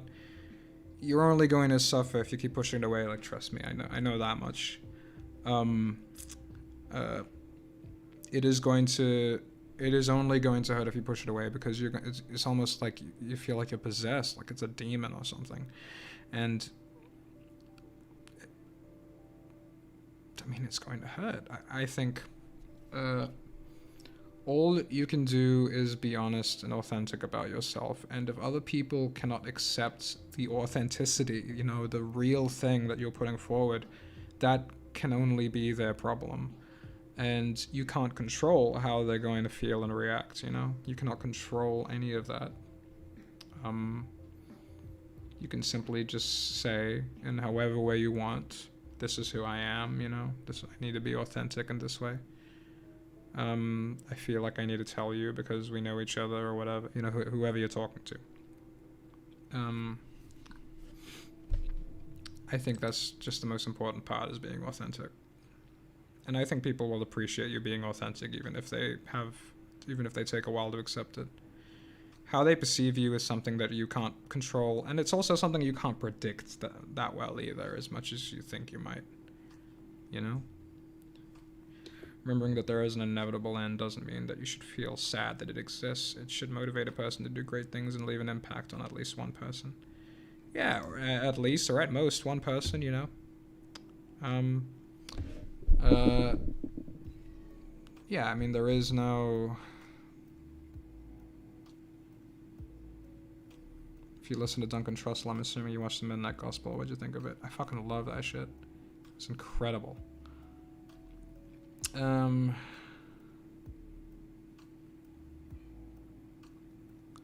you think the universe itself could be conscious or have some central nexus of consciousness? I don't know. You see, conscious, depending on who you're talking to, they might have very rigid definitions. I think everything in some weird degree is conscious. If that, let me try to explain that. So, a human body, right, is a very complex set of systems that sustains itself for a certain period of time until it changes into what we would define as a non-human body, you know? Like, the barriers that we have set for what is the stable thing that we call a human is something that we have drawn ourselves. So if you zoom out, and you could see like an entire village of people, they would create their own ecosystem, they would create their own organism that would sustain itself in a way. So if an alien with a completely different origin, background, genetic structure comes down and looks at a city or like a village of people, it might think that the village itself is the organism and not the individual people. In the very same way, we might look at our own DNA and assume that the cells are their own little people, and that the human body is simply a village where the cells live. Because, you know, depending on your perspective, you make the assumptions of what is alive based on what you identify with. So, you know, we would look at some blood cells. We would look at some really close-up recordings of how the inner body works, and then we would go, oh look, we would personify them, you know? I don't know if I'm high enough to be here. You can get high. Can you define religion in 3 words?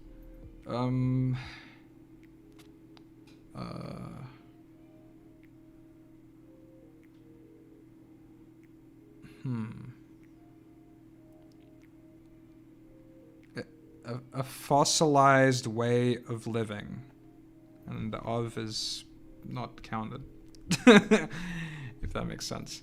Not that religion is necessarily bad, it's just fossilized, and that doesn't go well with the rest of the universe, because the rest of the universe changes all the time. You know, every single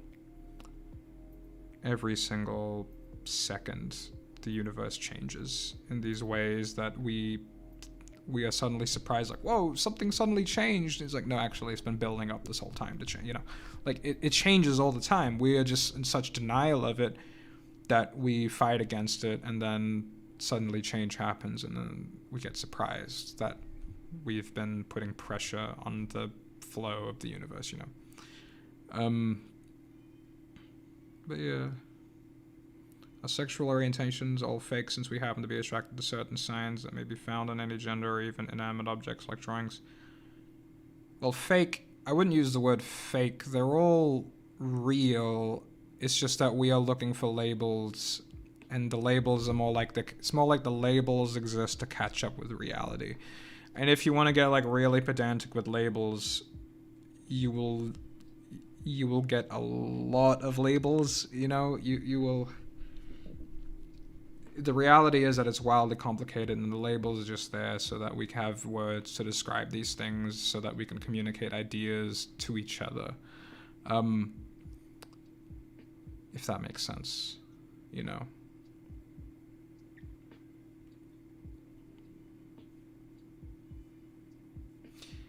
Well, religion, in my opinion, is that they limit us to control us. At least that is what I think.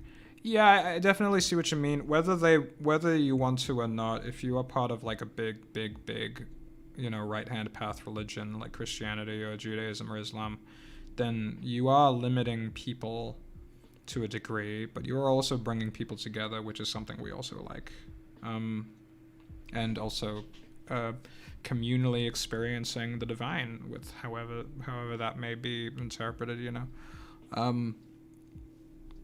That's deep. Labels exist to catch up with reality. Well, that's what they are. It sort of came to me when I was watching this Adam Ruins Everything episode on grammar, and he was mentioning that the dictionary, he was talking about how like, oh, YOLO's in the dictionary, and somebody was like, oh, that's fucking ridiculous. Why is YOLO in the dictionary? As if the dictionary was like this royal sacred thing that we had to,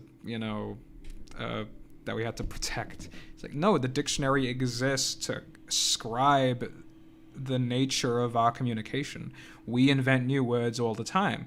So the dictionary goes, oh, okay, I hear this word is getting really popular. I think we should put it in the dictionary. Okay, cool, let's do that. And that's how it works. It's to catch up with us, and that's the same with any system of categorizing, any system of labeling. Aside from maths, I guess, because maths is more like the basic blueprint of our ability to categorize. It's almost like the rule set for everything. It's the rule set for rules, maths. Genders are only a marketing thing. Bathroom design is made to sell more bathrooms. Your heart's in the right place. He will look 20 forever. Are you talking about me? I hope I look 20 forever. I'm something that I've been coming to realize as I've been like paying attention to myself more and paying attention to my body and my health is that I'm actually a little bit vain about how I look, because I think like, oh, I'm actually quite pretty. If I wasn't, I'd like to lose more weight, but I actually think like, oh, I'm quite pretty actually, sometimes, but yeah, that's just what it is, I'm sure I'll let go of it as I get older and etc. Two Donkey Kongs. Coconut Mall or Toad Factory. I don't know what either of those are, but they sound great. Isn't logic the rule set for rules, including the rules for sets? I guess it is. But if you ask anybody who's like an expert of some very broad thing in academia, they will claim that their understanding of the universe is the baseline for reality. Like, because they understand it on such a deep level. I think maybe there are just like a bunch of them. There are many different ways to get into reality. Your hair is weird. Is it? I like it. What's your favorite character in Infinite IKEA? Probably Hutch, because his voice are quite great. Talking about a theory on Connor, if he ages or if he dies of old age, will there be infinite bodies? You're the only one who can answer. Well, I can't answer that because it might be spoilers. How will I convince my parents that you don't actually need to drink 8 glasses of water a day? Well, if they already believe in groupthink, if they already have that bias of like, I must be like, because I've heard it, it must be true, society says it is, so it must be true, then I'm afraid there's nothing you can do. That is, unless you could find like some really like convincing sources by their standards, but that's your homework, I'm afraid. But I think it's also okay to accept that, maybe they drink too much water. That's fine. That's not the worst problem they could have. Religion gathered people together and helped us build a society, but we don't need to put religion in the center of our life anymore because now we have science and technology to explain the universe. I think it's a little more complicated than that. But I agree to an extent. Do Do you think that it is possible that in the next 10 years we'll be able to be immortal in some way or another, like transferring our consciousness or properly cryogenically freezing ourselves? Oh, man. Yeah, that is like a fun thought experiment, isn't it? Yeah, my friend's really into transhumanism. He really wants to upload himself into like a big server and just, the server will just be powered by the sun or something. And we'd be like a level 7 or whatever civilization where all of our technology is based around, it's just like a shield around the sun, and it just absorbs the solar energy, powering the server for our like simulation or whatever. But the funny thing is about that is that it kind of goes alongside this Buddhist idea or this Hindu idea that, or the actual, well, both ideas that everything is already kind of not real anyway, and the idea of a simulation is something that isn't like, doesn't go against it. Like this idea that, imagine if we become so advanced that we create these hyper-realistic simulations, and then, the world is dying around us, and we're like, okay, we need to upload ourselves into this so we can live forever, right? You go in there, you're a god, you can do everything and anything, you have infinite power, you're like, okay, holy shit, I'm bored. Because you have everything, and we're not designed to thrive off of that. We kind of only thrive when there is suffering. See, we're talking about polarity again. We can only have good if there is evil. We can only have pleasure if there is pain. We can only have thriving if there's suffering. So what do? We create a world that is bound by the laws of physics, and that way we have generations of people suffering, but also thriving, having such an amazing time because of their suffering. And that's what Tibetan monks call the addiction to Maya, which is the addiction to the gambling that is living, the gambling that is being in a physical world, because, on the one hand we can suffer and then we could learn all of these lessons through the suffering, and on the other hand we can have pleasure and we can also learn, but also we'd be having the pleasure of it. And some Zen Buddhists and Tibetan Buddhists believe that, we keep coming back when we reincarnate, quote reincarnate, we keep coming back because we are addicted to the pain pleasure. We are addicted to the gambling of reality, to the Maya.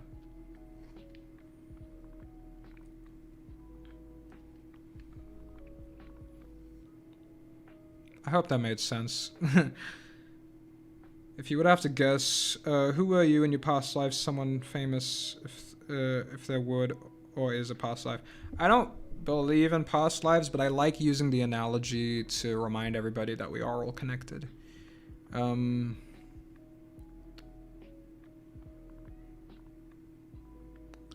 what was I saying? Yeah, I don't believe in past lives strictly speaking, but but I do believe that there is a cause and effect that kind of spans through time and through space. So what I mean by that is, the things that we do here have a massive effect on things elsewhere. That's what climate change is teaching us. That's what war is teaching us. Like we get propagandized all of these reasons for why are these people suddenly going to war with us? Well, we did something, or maybe our leaders did something, or something that we have been taking for granted has greatly affected somebody's life in a different country. Like how much oil we've been using, or how much oil we demand. All of these things where it's like nobody's fault, but it's everybody's fault at the same time. These things are real. We all have cause and effect. This is what Zen Buddhists talk about when they talk about karma. It's not a morality thing where it's like if you're bad things happen to you. It's like if you want more oil, then if you want more cars, then you're going to need more oil, and therefore you're going to have that happens. Suddenly there's a war over in a country that you've never been to, and it's affecting people's lives on the scale that you don't really consider or think about, you know?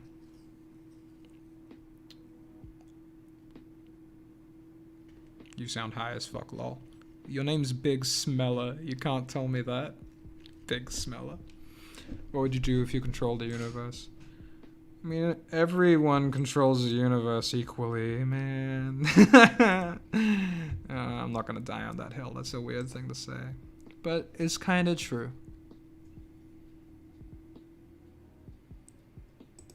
Can you try pronouncing my surname? It's Dimitrova. Dimitrova. Dimitrova. Dimitrova. Dimitrova? Dimitrova. I like to believe that my past life was a little frog sitting in a little bog in the mud, just chilling, watching a lot of bong on youtube.com. That's a vibe. That's a very sweet vibe.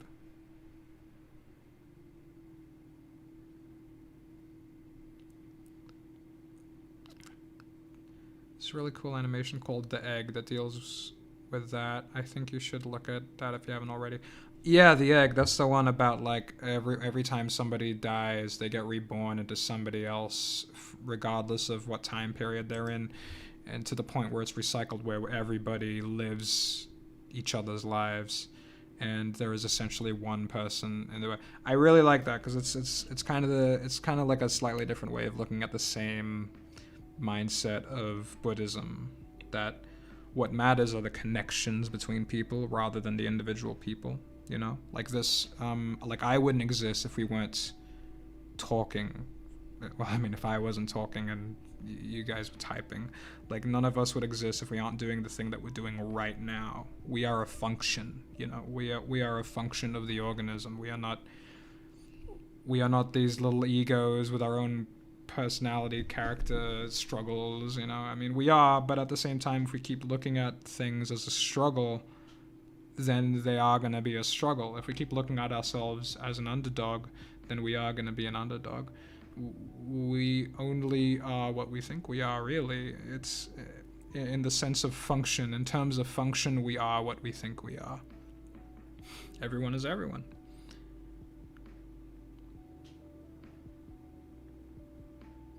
Do you think that we have came further in future because of wars? I don't know what you mean by further. It's given generations of people post-traumatic stress disorder, epigenetic stress, trauma, on the one hand, but on the other hand, it's created these great stories of triumph and survival of people who have escaped and managed to get out of that end. And really, it's only that impressive if it was that terrible at the same time. You know, you have that duality again.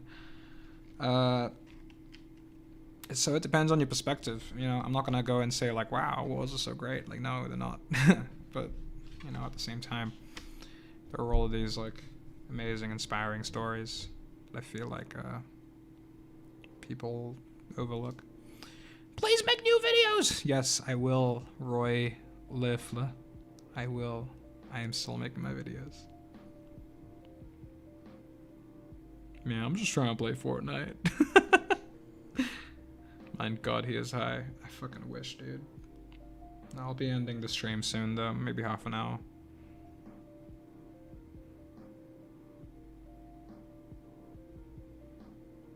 Love the series, especially the style and humor. Thank you. I appreciate that. Only through conflict do we evolve. Yeah, definitely. I think, though, that there is... we are very accepting of war because it's quite normal to us now. And maybe we wouldn't be saying that if we were in a different context, but, you know, it's neither here nor there, I guess. War creates innovation, though. Yeah, so does being a caveman who wants to survive, you know, so does being a farmer, so does anybody with a challenge. Any form of conflict, any form of challenge creates innovation. And if life and death are on the line, then we would be even more in touch of it. But just because it did happen that way doesn't mean it needed to happen that way, you know, in that specific space.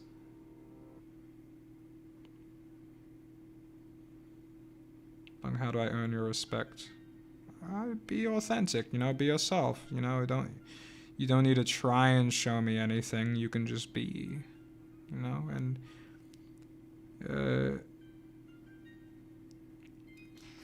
I don't know. That seems to be it. You don't need my respect.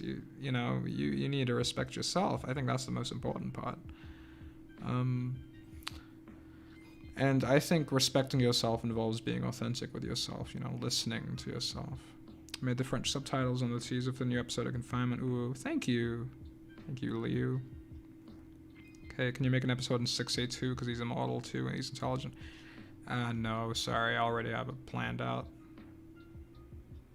Does it get annoying having to keep telling people that episode 8 is still being worked on? Yeah, a little bit. So I try not to do it every single time I see it, just, you know, just like, oh, it's been 10 minutes, better remind the stream, you know? If cybernetics are widespread, would the non-cybernetic people eventually face discrimination? I guess it depends how cybernetic they are. You know? Are they cybernetic in that they just have, like, cool arms and shit? Like, then yeah, they will, because nothing's really changed. But if they're cybernetic in terms of they've uploaded their brain into a network and the sense of self has been dissipated, then, yeah. You know, that might be different. Ugh.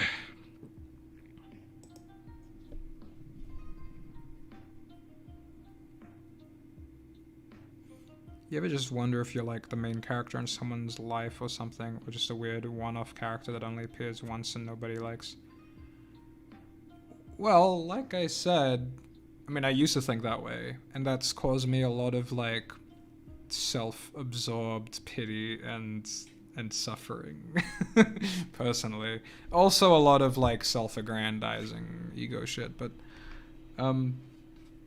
you know, the character that you play is constantly changing. For a moment, you can be the main character in somebody's day because you're talking to them and they're listening to you completely, and then suddenly their life is just your voice and your face, and for that moment of time, you know, so make it count, you know, be authentic, be yourself. You don't have to keep talking. You can let the silence flow if you don't have anything to say.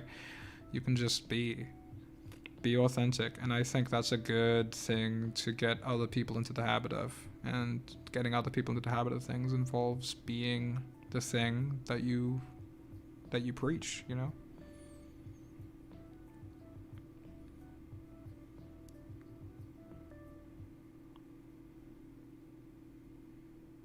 I just mean there's too many people for the amount of resources we can harvest on the planet. Oh, Pepsi Man, what are you talking about now? Oh boy, Pepsi Man. You're talking about genocide. Do you think we need a more stable number of people living on the planet to actually be able to prosper as a species? It has nothing to do with population. It has to do with overpopulated areas. Somebody actually like called me out on stream when I said exactly what you said. They were like, the problem isn't overpopulation on the planet. There are just cities that are overpopulated, and there are places that are underpopulated. You know, it's like this. It has to do with how a society is being treated, and when a society is being treated, when there's a third world country and there are slums, people are more likely to have children, just unprotected sex and children, and I'm not actually sure why they do that, but that is a thing that happens to be a trend in third world countries. You'd think that they wouldn't do that, but they actually do, and so it has entirely to do with how we treat our people in our society, how the government, you know, throws people, ghettoizes people, throws them into a dirty corner of their country and watch them breed and essentially suffer. And so it has nothing to do with the nature of human beings. Like, we aren't just naturally fucking, you know. The more, the higher you get on the social ladder, the less likely you are to have kids. It's strange, you know? Well, the less kids you have, I should say. Not the likelihood, but the less kids you have.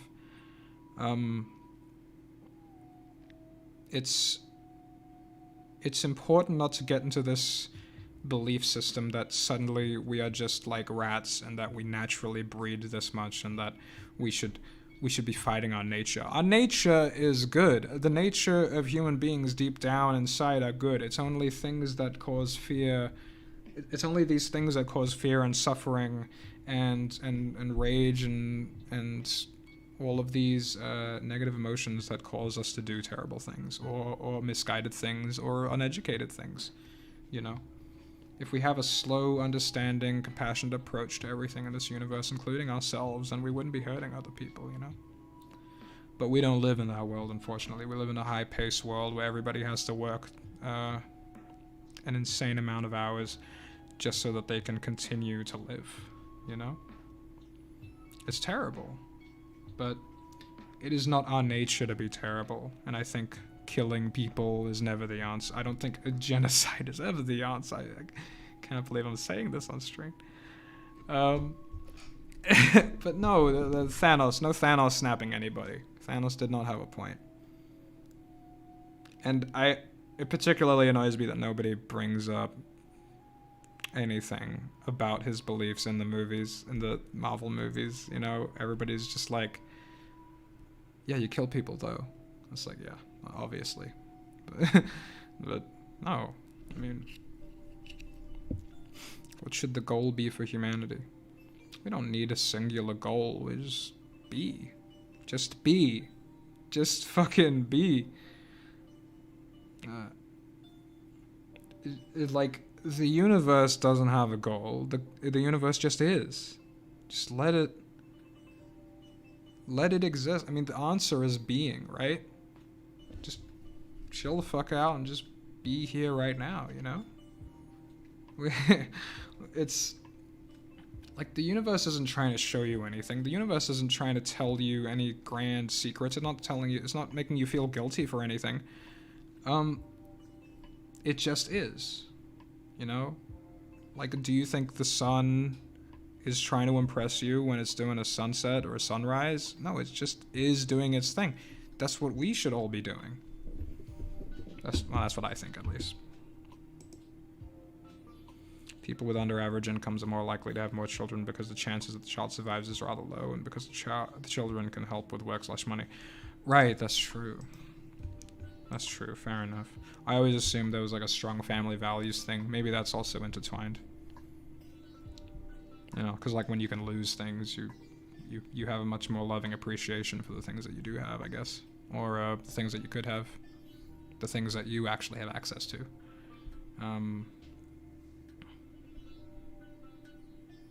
In the comics, he just wiped out half the universe because he wanted to marry death. Yeah, see, I would have preferred that, honestly, because that could also have been like a really interesting analogy. The dislikes are just people in Australia who like the video. Thanos is right in that after genocide, societies tend to perform better. Perform better in what? Like an appreciation of life, I guess, because they recently appreciated, like, they recently experienced something terrible. I could understand that, but that doesn't mean go genociding people. Like, I don't think that's a good reason to do that, because you're also going to create, like, an enormous amount of people who are scorned and vengeful and who are going to continue the cycle of violence in reaction, because once you have set a baseline history of, well, you know, my parents or my parents' friends or whatever were killed in a few years ago, then that's your new normal, and suddenly it's just going to keep going, you know. Do you make friends with your fans? Yeah, some of them, if they're just chilling, you know.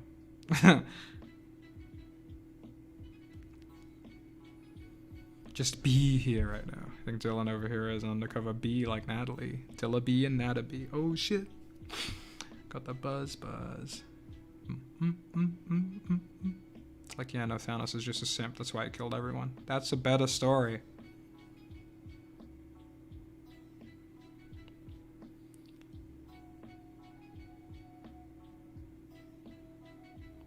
I have a suggestion for your Patreon. Make more tiers such as 25, 50, 100 for month people higher income. There is custom pledge. If people want to, you know, custom pledge, they do. And they do. Some of them do. It's not... I'm not gonna encourage people to do that. They can if they want to. Who taught you the ways of the egg? It's just what came to mind.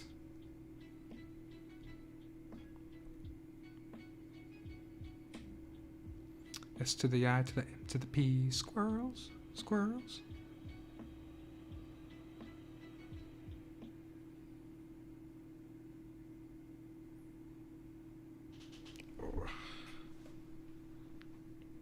What made you choose space as a setting? I don't know, I just think it's quite vibes. It's also, like, inherently mysterious, you know, space. I really enjoy this mysteriousness of it, like the constant scientific discussion of space and how most people in general have just accepted it as space and just like, yeah, it's space, that's what it is. That's what it's like. No, but it's a... don't you get it? It's a lack of thing. Isn't that fucking insane? Like, literally everything in your life is either a thing... is a thing. You know, the things that you think about, the things that you interact with physically. Sorry. And space is a no thing. It's nothing. And it's just past the sky, and, you know, we're like, we just accept it. We think we can only think of it as a thing, so we call it space, and that's labeling it, that makes it a thing. But it's not a thing, it's a lack of thing. It's the, like, in this room right now, you know, there's me, there's the oxygen around me, there's the chair that I'm sitting on, and then there's the walls in my room.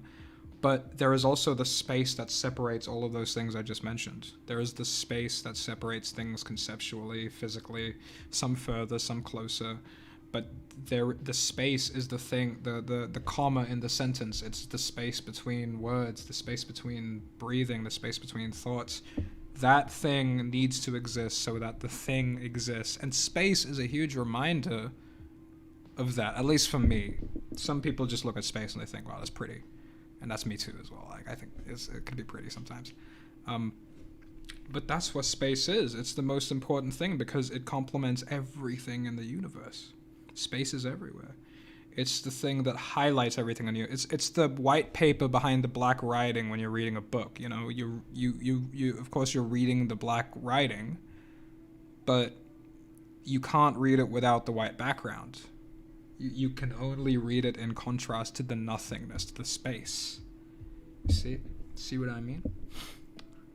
I've gotten so used to light pollution that whenever I see stars without light pollution, I'm always amazed, and now I really love stars. That's good. I mean, it's sad that light pollution exists to begin with, but that's, you know. What's your accent? Well, it's kind of a watered down Australian accent, but that's just where I'm from.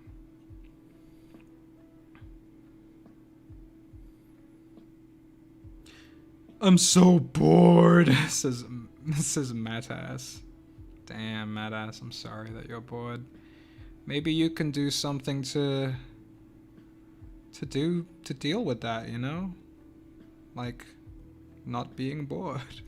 We do not beg for freedom, we fight for it. Yeah, that's true.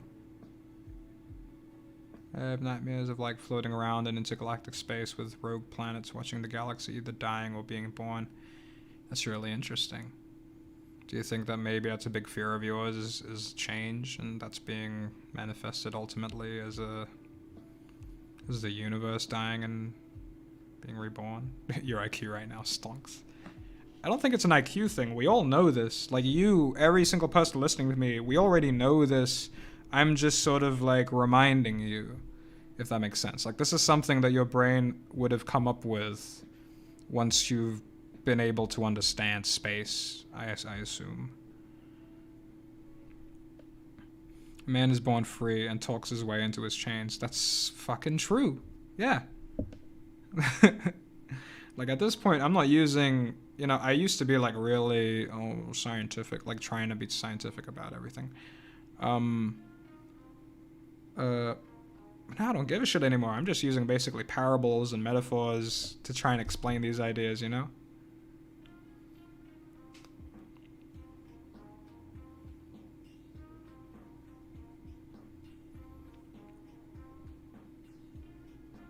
No, I have not been to Perth, sorry. And all my dreams just have my life at stake from a direct threat, mostly being spiders. That's interesting. Are you afraid of spiders? I never knew that I was on crack. I'm sorry to hear that, Nick rules. Please stop causing me to feel terrible. Oh, I'm sorry that you feel terrible. I'm not trying to make you feel terrible. The things I'm trying to say are very positive in my mind. Like, What was I just talking about? These things are good, right? These are. Hey, so I'm curious on your opinion on reality and existence itself. Okay, well, I think reality is, for all intents and purpose, practically speaking, is just a reflection of your own self, your own state of mind. So if you're in a shitty mood, suddenly everything's out to get you. Suddenly everything is neglecting you. Suddenly all of your worst fears are real and your worst insecurities are real because you're in a shitty mood. So you live your life that way and you act upon these assumptions, etc., etc. But if you're in a good mood, suddenly you feel on top of the world. You can do anything. You're encouraged to affect your life in this way. That is basically it. But I think that physically everything is only real because it could equally not be real. You couldn't have pure existence in the same way you couldn't have pure heat. You can only have it in contrast to the varying degrees of itself, and that includes existence, in my opinion. So, oh, sorry, I think the music stopped. There we go.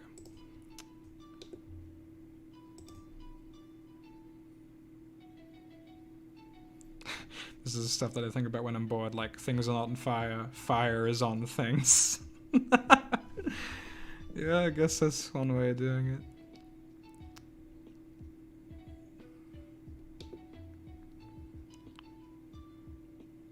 Space is a reminder to me of how insignificant we are.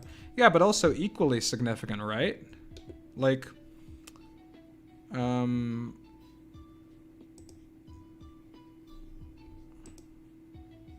already forgot now. It makes us equally significant because, well, one, we can acknowledge it, which is something that a lot of creatures can't do. Firstly, you know, like it's like like acknowledging that we are so insignificant compared to space, and being sad about that is like, you know, opening your extremely expensive wallet and complaining that there's no money in it. You know, it's like, wow, really? Like, how much more do you want to be? Why isn't this enough? You know, like, is there not happiness that you can get from? I mean, think of the happiest you've ever been. That can happen in you. That's something that you can trigger in you. That level of happiness, you know, you can literally recreate that happiness. Spirituality, at least the way I see it, is helping you find out that you can recreate these feelings in your mind without using the exact same settings and objects and people, etc. You can find meaning in life. You can find your own meaning in life that isn't just, you know, lazily going along with everything somebody says, you know. Have you ever thought that dreams are connections to other universes with different realities, and you are connected to yourself in that universe? That's why weird things can happen, like flying.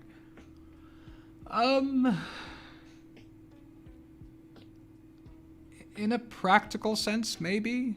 Like, because you could say that, like, when I dream, I'm in a different universe where the consequences don't affect the waking reality, so you might as well say you're in a different universe. It doesn't really matter. But I do think that reality is, to some degree, all in the mind, and therefore when you're dreaming you are still experiencing reality. It's just a little different because you aren't experiencing time the same way as you are in the waking world. You know, like you can have a dream that feels like it's been an hour, and then you check the clock and you've only been sleeping for 10 minutes or something, you know. How much do I have to pay for episode 8? No, it's free. You can I'll be uploading it for free. It's all free. People don't accept it though. Christianity, for example, people need something to believe in. Friedrich Nietzsche said it himself. I don't really know what the context you are talking about here. What is your favorite hat? I don't know. It depends on the head, really. Like, I don't think everybody can work on the same hat, you know. Actually, why do humans create wars? Well, They want something usually, you know. Some people fight wars for ideological reasons. Well, nobody does something for one reason. Like, there are multiple reasons for everything, I think. Especially wars, you know. Wars, for example, are a big economic boost. And some people would rather have economic power than be kind and compassionate and human and give a shit about human lives. And that's just how it is sometimes. It sucks, but, you know, that's why we're fighting. That's why we're fighting. Sometimes there are things that are so big that you kind of just have to be involved. And don't let people shame you on how you get involved. Just get involved as long as you're authentic and you're actually thinking about it and you actually give a shit. If you actually do give a shit, then good on you. If you want to actually do something, absolutely fucking go ahead. Do what you gotta do to try and change history, you know, because that's all it is anyway. All of reality is change. That's the nature of everything. So you might as well change it in a direction that is probably better for somebody who is kind and considerate and peaceful, you know. That's kind of what I kind of want to do.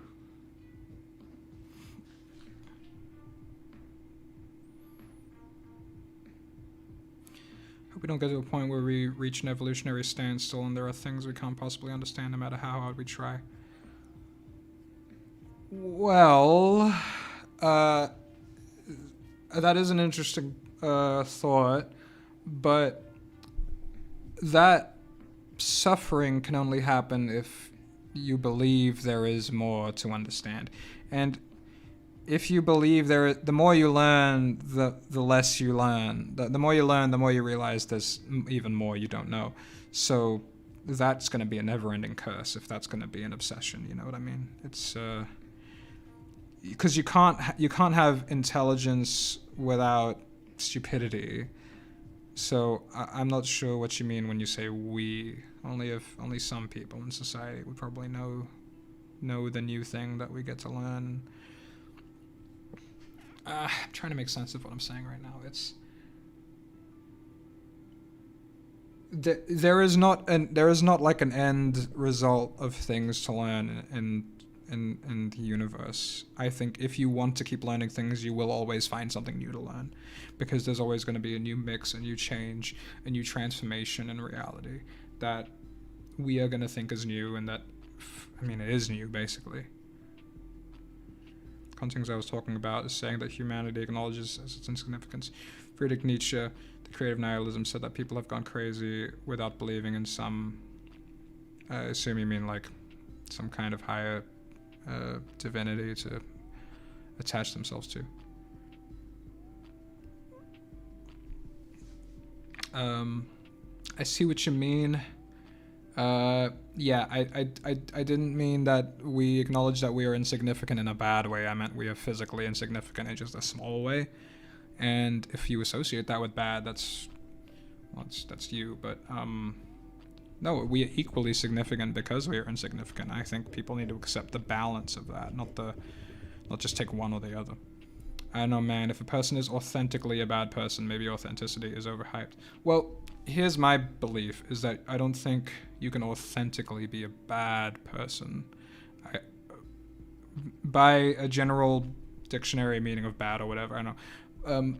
What I think, if we are all authentic with ourselves, then we won't be hurting people. Because we only hurt people and ourselves because we have been hurt in the past and we've been clinging on to that pain. So, because otherwise, how would we know how to inflict it onto other people, consciously or unconsciously? So, with that in mind, if we are authentic with ourselves, then we'll end up finding that pain in ourselves, either through therapy or, some sort of self-realization through whatever experience or whatever. You will end up realizing, yes, actually, this is a thing that I am unconsciously doing to hurt myself or other people. If you are authentic, then you would become aware of that. And we as humans naturally don't like pain. So it makes sense to me that if we are authentic, at least my definition of authentic, the way I've been using it throughout the stream, I guess. That's just me, though. We are significant to our own selves. Exactly, like we are the observer. We are the observer, and we are the observer to the universe. We are the camera angle to the universe. We are significant. Each and every one of us is insanely important, even if we are tiny compared to the universe. We're enormous compared to our blood cells. You know, like, why is our view of the universe more important than the blood cells? It's all equally significant. Every single thing in the universe is equally significant. My brain hurt, I'm sorry. Hey, crew. It makes sense. Those who know the most might find it hard to find new things to learn, but two things are true. Things will be forgotten, and those who don't know what has been discovered. Yeah. Next movie night, your server, you should watch live-action Garfield movies. Yeah. I have almost no brain cells. It's okay. We all be like that. What's the thoughts on the world being a simulation? I'm okay with it being a simulation. Like, it's not any different. Like, it's a simulation that has the whole fucking universe in it. So I'm never going to be able to explore the whole thing anyway. You know? Bunga, have you ever thought about how this ever happened? Like, why did this just ever happen? Humanity, planets, galaxies, why did it happen? Do you know what I'm talking about? I know what you're talking about. Why did it happen? Well, I don't think that is a question that is worth asking. And I don't mean that in a mean way. I mean that in a... It just is. At some point it wasn't, and now it is.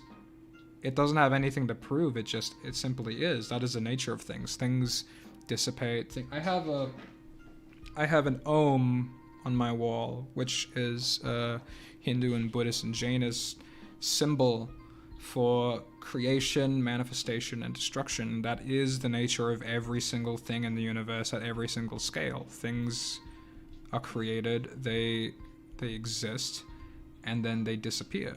Because shorten that, things change. Everything that can happen does happen, but simply because it can equally not happen. So the fact that this is all temporary is the reason it exists. If you want an answer, as to why, that's just how temporary things work, I guess. That's just how it works, Try to be. There's no big brother god person with great expectations out in the universe. We are free. Amen, Cyclone. And consider it less a matter of if and more of a matter of when. When did the universe happen? It's true. Then again, that'll just be for our own human desire to understand and control things, is to apply time to it, Bung, I drew you as a bee. Hell yeah, send that shit to me.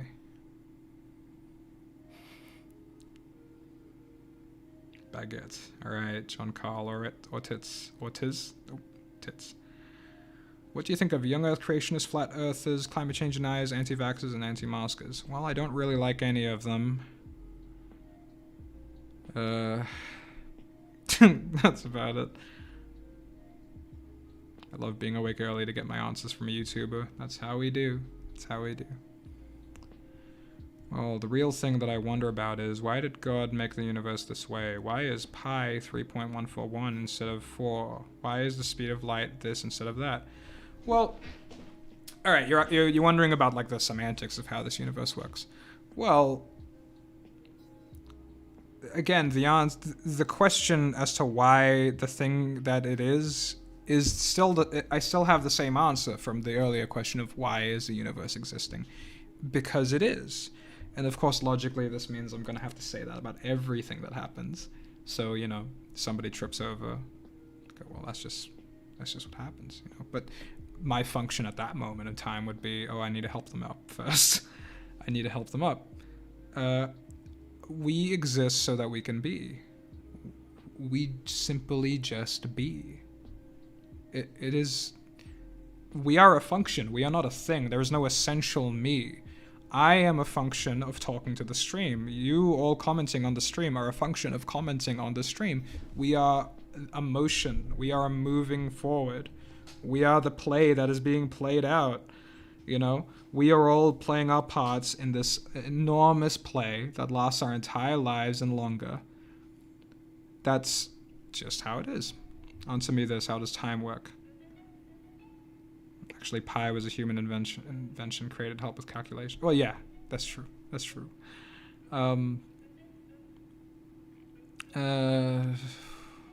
Somebody else, how time works. Well, sometimes things happen, and then sometimes a different thing happens. And sometimes you can only measure that through this phenomenon called time, because sometimes you want to be in a different place, or you want to do that thing again in the same place, but then you have to do it again. What do you mean again? It has to be like in the same place. How can the sun explode twice in the same place? No, it'll have to happen at a different time, you know, like it is. That's the problem, is that even the people who know what time is don't know what time is. They just have all these theories about how time works. And I can only tell you how time is used, but I can't tell you what time is. There was Saint Augustine said, I know what time is, but when you ask me what it is, I don't remember. And I really like that, because it's actually like painfully true. You know, if I don't want to be part of the function, what should I do? Well, then you just change.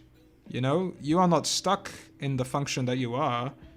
And the fact that you don't want to be part of the function is also your function. When I say function, I don't mean like the proper thing to do, the thing you ought to be doing. I mean the thing that you are doing. The motion that you are living, the vibration that you are creating into this universe, everything that you are doing right now, that is who you are and what you are meant to do. If you want me to use words like meant to and ought to and should have, but that's not how things are. I think we can always complain about how things should be, but we are still just playing our functions, our roles in this world. The fact of the matter is, we don't quite understand the entire mechanics of our universe, hence why so much funding goes into projects like the Hadron Collider. Yeah, because if we understood it, then, well, we created language, and we utilized our ability to think, and all of these structures from when we were cavemen all the way up to nowadays, to try and understand, well, not to try and understand things, but rather to control things. And we can't try and understand something that is so simple, that is so insanely simple that it actually breaks our minds, because we are so used to this idea of we need to learn more, we need to accumulate more knowledge to understand everything in the universe. Time is the consistent cycle of multiple instances of energy and entropy. Yeah, that's how we use it. Well, we use it. That's how the universe uses it, I suppose, if that makes sense. If you change, you are still in the function, just a different function. Yeah, exactly. Yeah, you get it. This gorilla has the flattest cheeks I've ever seen. It's actually kind of shameful, yeah. What are your thoughts on artificial intelligence and true artificial general intelligence? I think that if we design it after egotistic people, it's going to be a danger. I think it only really works if you design it as a non-entity, as a network of everything, that it understands that everything is everything, you know? That understands that everything is the same and that everything is connected and that there are consequences for everything, you know? If you want to avoid the genocide route of AI.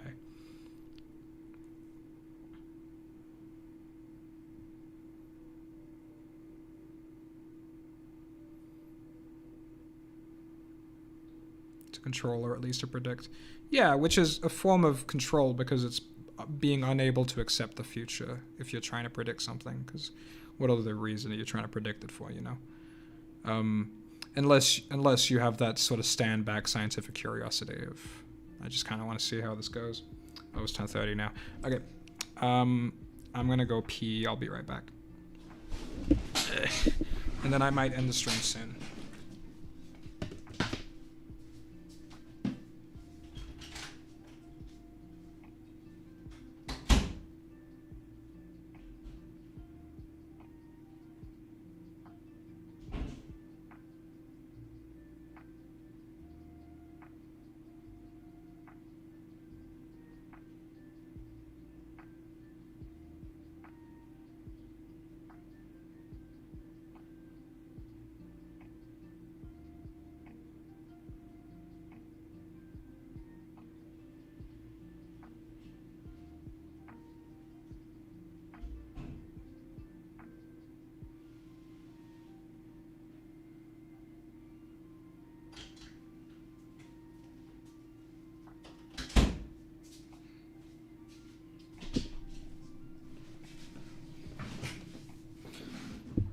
So simply put, the universe just is as it is, and that's the only answer you need. It just is. A question. Well, like, oh, what do they say in Hitchhiker's Guide? Like, what is the meaning of life? And then the computer said 42. And then she's like, well, it was a stupid question, so I'm going to give you a stupid answer, you know? Like, it is a stupid question, because we are the only ones looking for meaning. We humans are the only ones that are trying to create meaning. Yeah, it was a quick piss, but I did wash my hands. We're the ones trying to find meaning. That's how we've always been trying to do it, and that's what strived us into creating all of these, you know, fleets of technology and civilization that we fancy so much and jerk ourselves off about so much. But really, we're sort of feeding into this addiction of like, oh man, we really need to just solve this grand equation that is the universe. No, there's no equation. It is. We are. What is it in the Bible? I'm gonna get biblical on you. What was it? God says, "I am that I am," or "I am as I am." That's it. I am as I am, and so are you. What religion makes the most sense scientifically? That's a tricky one. Religion with a hard R doesn't really work here, I don't think. Maybe Buddhism, Zen Buddhism, just because it's the most materialist one, where reincarnation in Zen Buddhism isn't literal reincarnation. It's like, you know, when you die, your energy goes out to the rest of the universe, but that kind of already happened while you were living. Everything is connected in that kind of way, and you could call it reincarnation, and they definitely call it reincarnation, but there are still some things in Buddhism that are just kind of like, a little bit old traditional.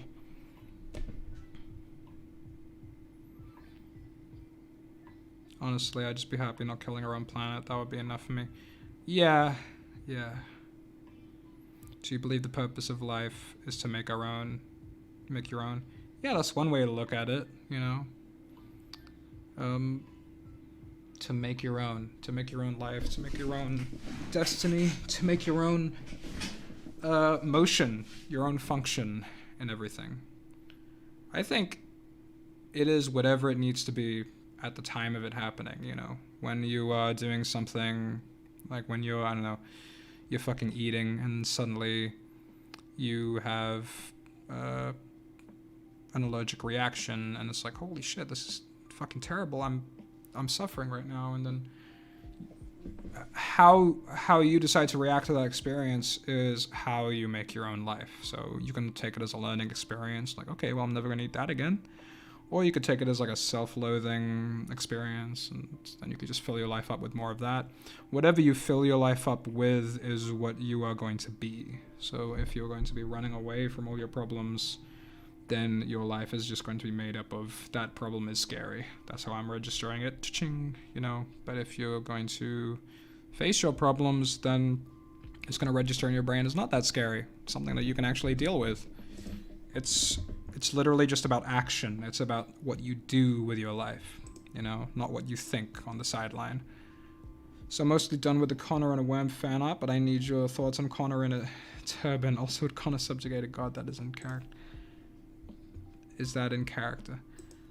I hope you're not going to do anything offensive with the turban thing, but, you know, go ahead, you do what you want.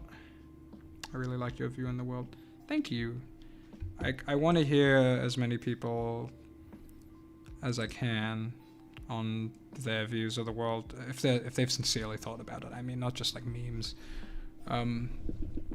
because I kind of want to find what resonates with me, you know. All energy and matter can't be destroyed. So yeah, when you die, the energy you're using in the moment gets dispersed, and the matter you occupy gets slowly dispersed as well. Yeah, exactly. It's on that level, Zen Buddhism is the most scientifically sound. In fact, the Dalai Lama said, if science discovers something new about the universe, then Buddhism should change as well to match the science. And what I like about Buddhism and spirituality in general is that they provide the same. They provide a different way at looking at the same thing, which is the universe, you know. Everything in the universe is just measured in different ways. Because otherwise, if you think every other person's religion is false, then you're gonna have to believe that everybody is like just pranking you. And that's a form of like paranoia, just assuming that you know, just assuming that like everybody who disagrees with you is just crazy or lying. That's paranoia. No, they have their own. There's just literally many different ways of looking at the universe, and the proof of that is the fact that you have changed. You know? So please discuss about some SCPs. Discussion on topic like space is work of philosopher or of a scientist, not of YouTuber who make video on SCPs. No. Fuck you. I talk about whatever the fuck I want. I'm sorry, but that's it. That's how it is. I shouldn't talk about it because I don't make videos on it. Well, first of all, I do. I've made loads of videos on these subjects. And confinement is an extension of that. It just has a theme that is relatable to people who are part of a certain fandom. I didn't mean to say fuck you, but that was very demanding of you. Excuse me. I came here to talk about SCPs, and now that you aren't, I am royally pissed. Kind of just want to sink it to the floor. Ultimate goal is being one of those dinosaur fossils you see in cartoons when they pan through the ground. That would be pretty swag, I think. I know exactly what you're fucking talking about. What's your opinion on love? I think we are love. I think deep down, and that's why I say when people are authentic, they can't hurt people.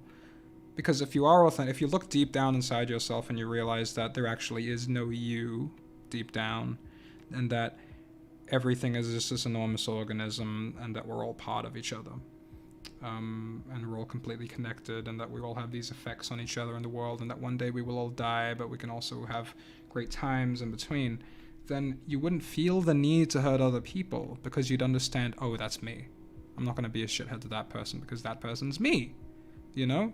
And if you can love to any degree, then you can love yourself, you know?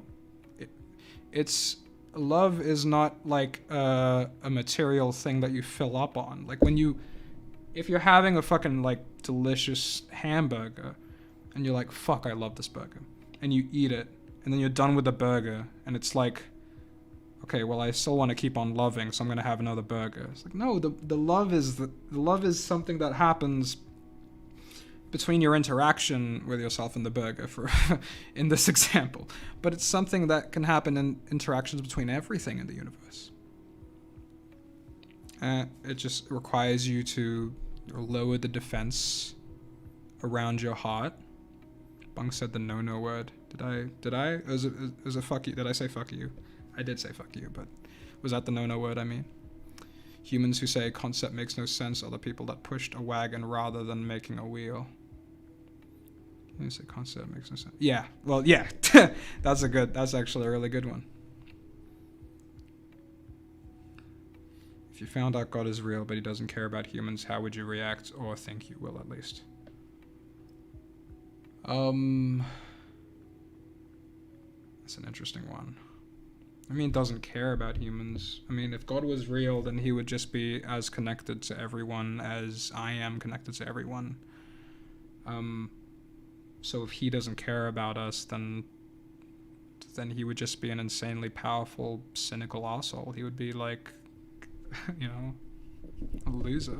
That would be interesting, though, but I wouldn't consider him the controller of everything. I wouldn't consider him like, I wouldn't devote my life to him as some people might if they saw him.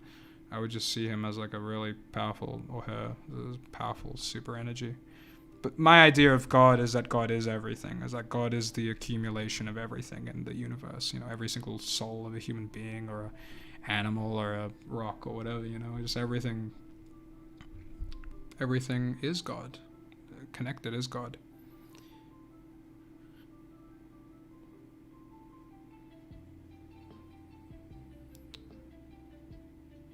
Why does everyone credit the heart for love rather than the brain? they're not crediting it. They're just explaining the sensation comes from the chest. That's just where it just comes from, like the vagus nerve over here. Like it, but it's not a credit thing. And I think when we keep mentioning that, at that point we're just trying to brag about the fact that we understand how chemicals work. And it's like, okay, well, that's not. At no point am I talking about love and I'm trying to also like brag about how much I know about chemicals, But I guess, I mean, I have done it in the past and I've been a real dick about it, but yeah. Maybe I'm a cynic, but love is just another emotion. It isn't the end all be all. It can be exploited and unbalanced like all emotions. Yeah, well, that's because everything in nature changes, so nothing can be static, really. Scientifically, that's true, and I think that's the same for just about everything in the universe. You can't have love without hate. You can't have all of these dreadful, terrible things in the universe. There is no, nobody, I think, can, douse themselves completely in love. I think very few people can do that, but I want to generally go in that direction. Hey, B, miss you, dude. Hope streams goes well for y'all. Thank you, Lizzie. Miss you too. Are you an atheist? I would probably call myself, well, if I wouldn't call myself a Buddhist, I would probably just call myself an agnostic in terms of believing in a physical God, Are you a Unitarian or Universalist? I'm not really sure.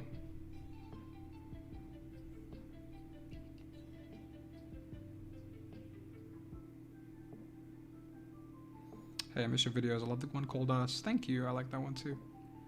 I mean, I'm still making videos, so you said miss your videos like as if I'm done. But serotonin, bruh. Yeah, I know.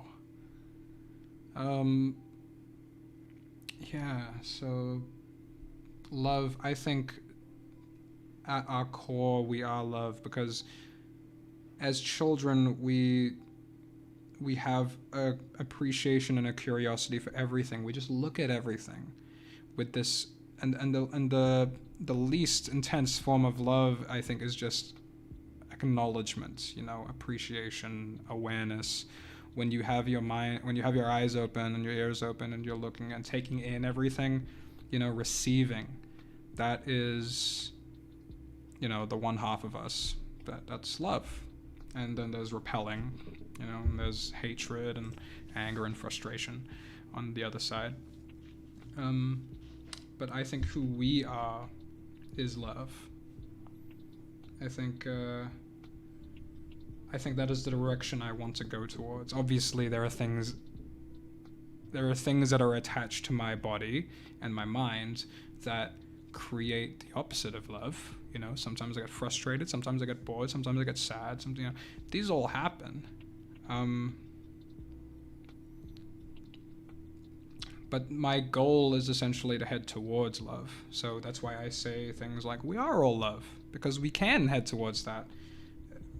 What's built around us, fear gets built around us to try and create this illusion of self and this illusion of we need to protect ourselves and we need to be paranoid with everybody. We need to be aggressive with other people. We need to justifiably be mean and nasty and terrible to everybody else. And I think those things are learned, those things are created about us. And we can live a lot closer to Earth. We can live a lot more respectfully to Earth. We can live very positively. I know it's not a popular opinion, but I'm just at that point right now where I kind of believe that. I believe in Shiva Gautama Christ Chan. Shiva Gautama Christ Chan, who is, I could see 3 different realized beings in that sentence. What do you think about Taoism, balance of everything? Yeah, I'm into Taoism, although I haven't read the Tao Te Ching quite yet. Just from what I have read and for what people have explained to me, it's something that I'm really interested in. But the idea is polarity, right? Where everything is made up of polarity. All truths are half truths. Every paradox can be reconciled. I totally believe that. At least those three principles. At least tell me, is Connor an SCP or is it your imagination? At least give answer of this question enough that you can talk about space, time, God, etc. Well, I'm glad I have your permission. I'm sorry, I'm being a dick. Yeah, Connor is my own creation. He's my imagination. One cannot step twice in the same river. Wow, that's a pretty good one, actually. I like that one. Boredom is like the opposite of emotion. It's nothing. Sort of. It's like it's the antithesis to excitement. So it's not a lack of emotion. It's a lack of excitement. You know, you can be calmly happy. You can be calmly angry, and we can argue that, you know, being more excited is being on the more emotional end, I guess. But only in context of using the word emotional to describe intense, you know. Yo, since when do you live stream? Oh, I just do it like once a week or twice a week.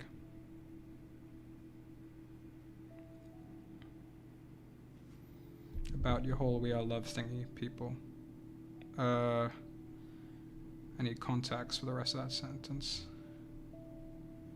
If you can't have love without hate, and you're saying if people... wait. Sorry, I lost you.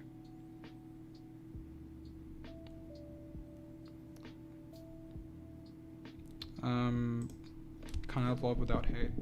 Well, we are love, but we are hate. Does that make sense? Like, we are both. But having the emphasis on love, acknowledging that you have hatred inside, acknowledging that you have fear and anger and misery inside.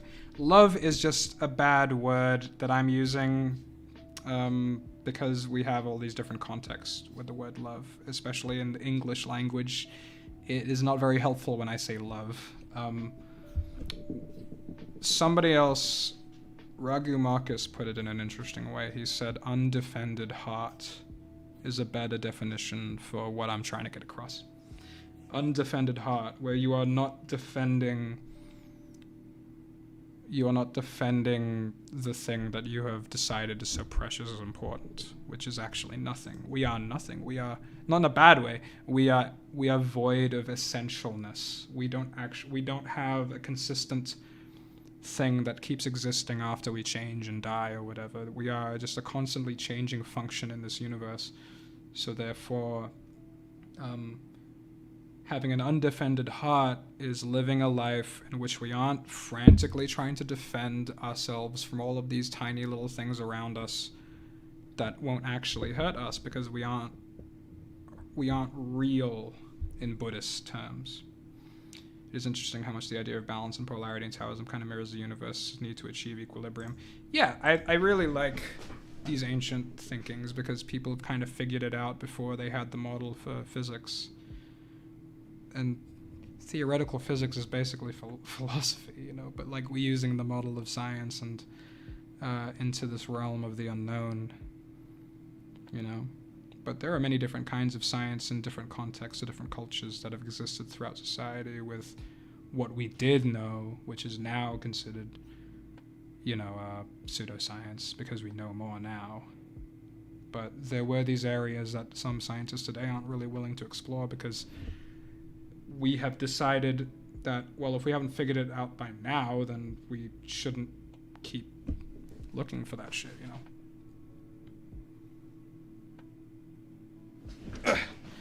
Remember when you made that Be Happy poster in the confinement? Is that scene in that scene in Adelaide? I made a sequel to that poster, and it's on Show Your Content. Discord. So, all right, I'll check that out in a second.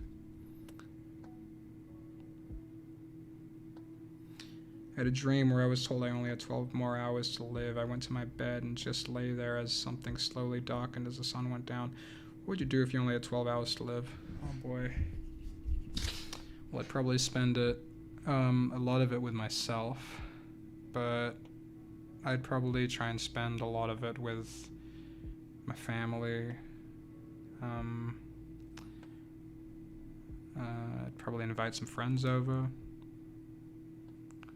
And try to have a good time about it. You know, if other people aren't having a good time, it might be a bit difficult. But I'll try and have a good time about it. You know, like, just hang out. Not as if I wasn't dying, but as if dying wasn't that big a deal, you know? Because dying exists, but it doesn't have to be that big a deal.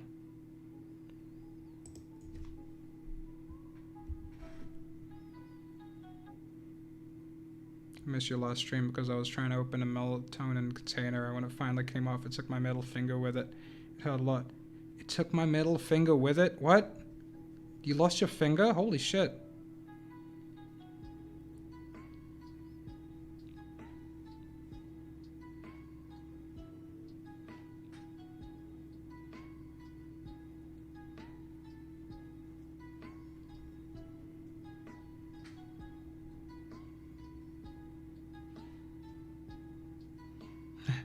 I'm glad Jonah Wickham, sorry. The world may suck, but if it didn't, we would all fall off. That's a good one. That's a good one, Stephen Bueller. Bucket list time. Bucket list. What is the most practical system? Communism, capitalism, or other? Well, I mean, I think obviously it's quite contextual. So it depends on what a country needs at the moment of whatever the hypothetical is we're talking about. Like, I don't think there is a system that universally works in every single country. Although I would say that it would, if we are to look at the most sustainable methods, then we're gonna have to go full on like tribalism, you know, like animism. You know, kind of one with the environment, sort of like, you know, like you cut down one tree, you have to plant another one. But nobody wants to live like that, you know, except for the people who already do live like that. Because they're used to it, they know what it's like, and we're so comfortable with just being in the familiar that we would literally let atrocities go on just so we can have, you know, Diet Cokes, and, you know. Oh, but that does get me thinking, what are some of the things on your bucket list? Shrooms. That's about it right now. I kind of have a short-term bucket list. It's always just short-term goals, like each day I finish this much work, or at the end of the month I ideally have this much done, whatever, you know.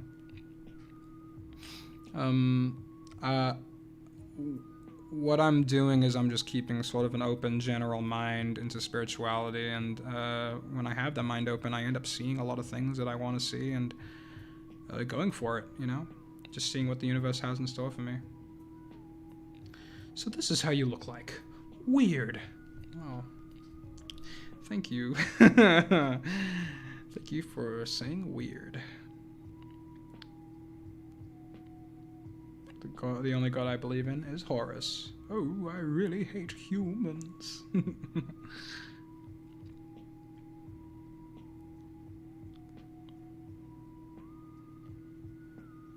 What do you get high on? Mostly just weed. Communism is perfect for Russia, but due to the dictatorship it sucks, so in theory communism is a great idea. In theory it can be. I would love to. I hear it only really works if everybody is sort of on board with it, because the competitive nature of capitalism kind of makes it difficult for anybody to just get along with their day in the world. Like, people think, oh well, we're fighting for our own freedoms of being in a capitalist society, but really, I mean, if you're kind of living in a world where you have to aggressively trade for resources in this competitive economic way, then other countries have to sort of join in, otherwise they'll be left out. I don't know. There are other YouTubers who know more about politics than me. I'm mostly into spirituality. I gotta go. Love this talk. Alright. Thank you, Wolf at Work. I'm glad you love this talk. Dude, I totally do shrooms with you. Fuck yeah. You're like Monkey? God, we are all like Monkey. How do you first encounter the SCP universe? In high school, I believe. Like, a friend just showed me and I was like, that's neat. That's fucking cool. I like all of these interesting, funky little characters. Just release a new episode already. Okay. You all caught me. It's been done this whole time and I've just been hiding it.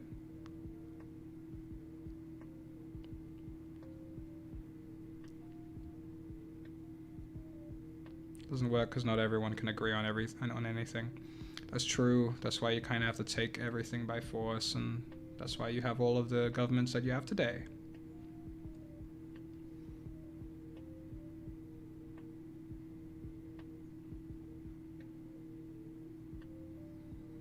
Thank you, sir, for giving an answer, because in Google, there is one website in which it is written that Connor is SCP-300-30078. I got it. That website is fake. It just gives wrong information.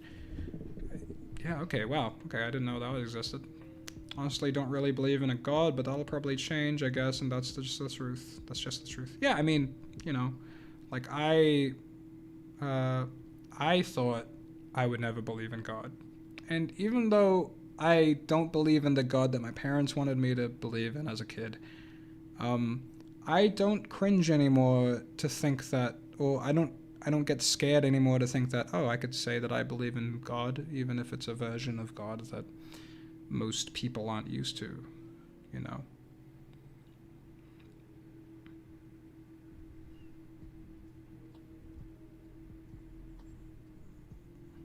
I was never a morning person until I saw that Lord Bong was live, and then I was out of bed in 4 seconds. Oh, that's sweet. Oh, it's almost 11 o'clock. I'm going to be leaving soon. I'm sorry, but I appreciate that.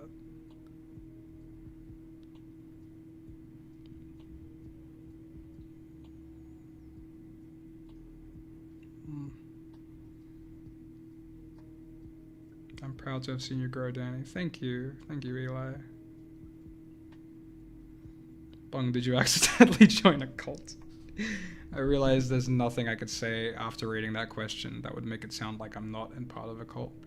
Oh man, I just freed my mind, you know, I'm just part of this new group now. No, I purposefully try not to join any tight groups for that reason.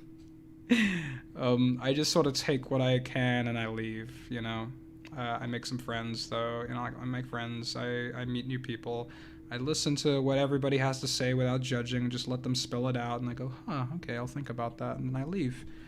I just walk away with this new info, and then I reserve the ones that resonate with me. And I let my ability to resonate with other people happen in that moment, because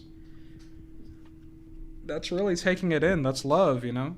That's love without kissing or hugging or whatever. It's just listening to people. It's insanely important. That's the respiratory system to the universe, you know? You breathe in, you breathe out. You have to breathe in to breathe out, so you have to listen to people before you can say shit to people. If you're just talking nonstop to people and they can't get a moment to speak to you, you know? I have a tendency to just listen to people, like, almost entirely now, where I'm just sitting there, just, like, nodding, and I add in my things every now and then. And I like streams because most of the people here already want to listen to me, I guess, so it gives me the confidence to just be like, yeah, alright, I'll just sit here for like a full, you know, like 2 minutes in silence, just like thinking about what to say next. Or easier yet, I could just respond to all these individual questions.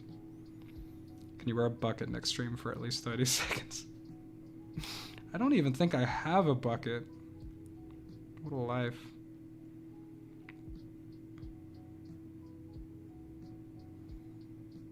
Hey, Danny. Yeah, my name's Danny. Have you watched HzrTxw5O8SA? Or I will crap my jorts. I'm sorry that you have jorts. I actually bought a pair of jorts recently. Let me check out HzrTxw5O8SA. Oh, is it? Oh, it looks like a Warhammer 40k thing. Oh, thanks for the $5, Dan. What would happen if Connor started aging backwards? Well, that would be a very different show. That would actually be an interesting psychological exploration. Oh, by the way, I said I took off my fingernail, not my whole finger. It hurt, but having my finger come off would have hurt more. Okay, that's not as bad. And I know how that feels. I've had my toenail ripped off once. I think the most painful thing... when I was a kid, like, during Christmas time, for some reason, I would just get these weird aches, like, in my ear or on my teeth. At the time, that would have been the most painful just because I would have been the most whiny about it, and therefore it would have just been the most, like, agonizing thing. Now that I feel pain, it's a little different. Like, it's an interesting, different perspective where it isn't so terrible, even if the pain is the same. But yeah, me falling down the stairs and breaking my ass that one time, that was probably, like, the most recent, like, intense pain that I've felt in a while.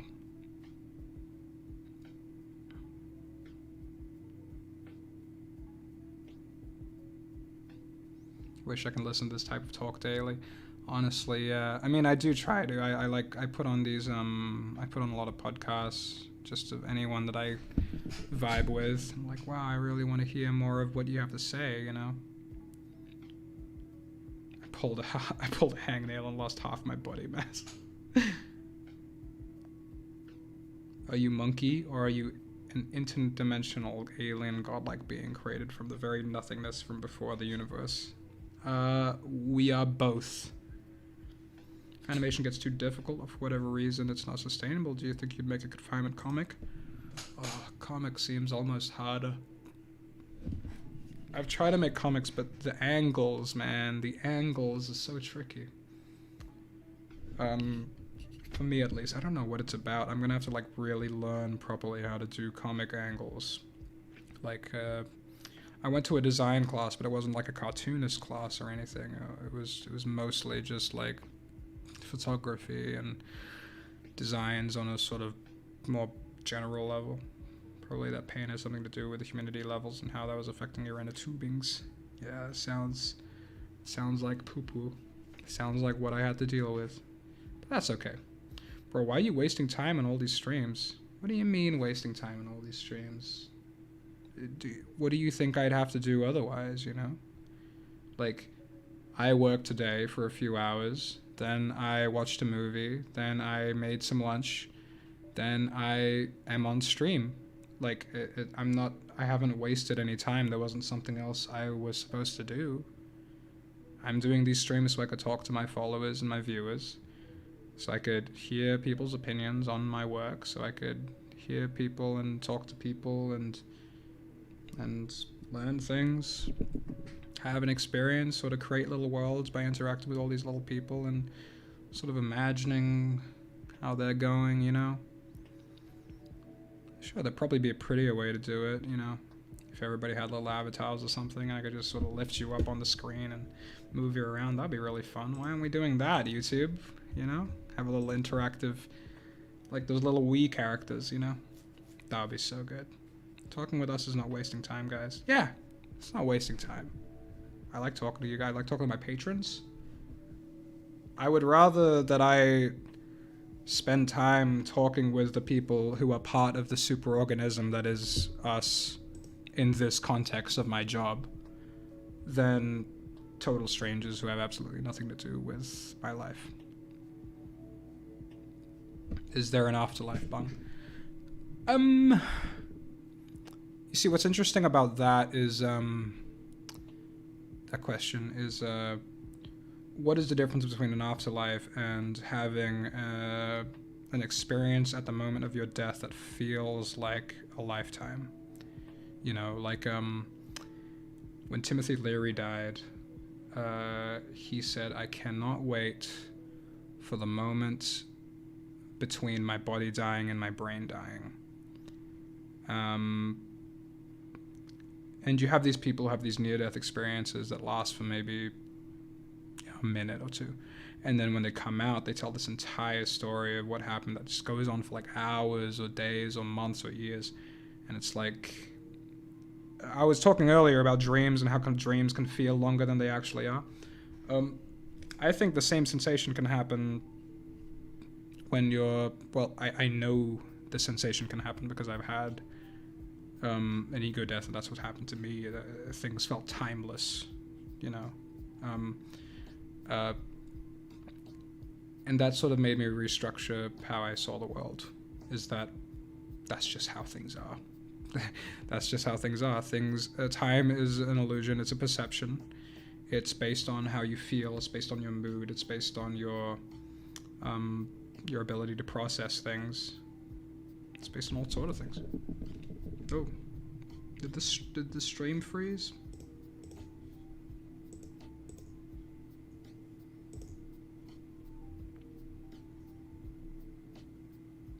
Are we all good? Lord Bung is now a cult. That's him. That's me. It's cult time. This is you and Silverback. Bumping elbows, and then a monkey with a hat and a hammer. What's the between life before being born and life after death? Or whatever is after death?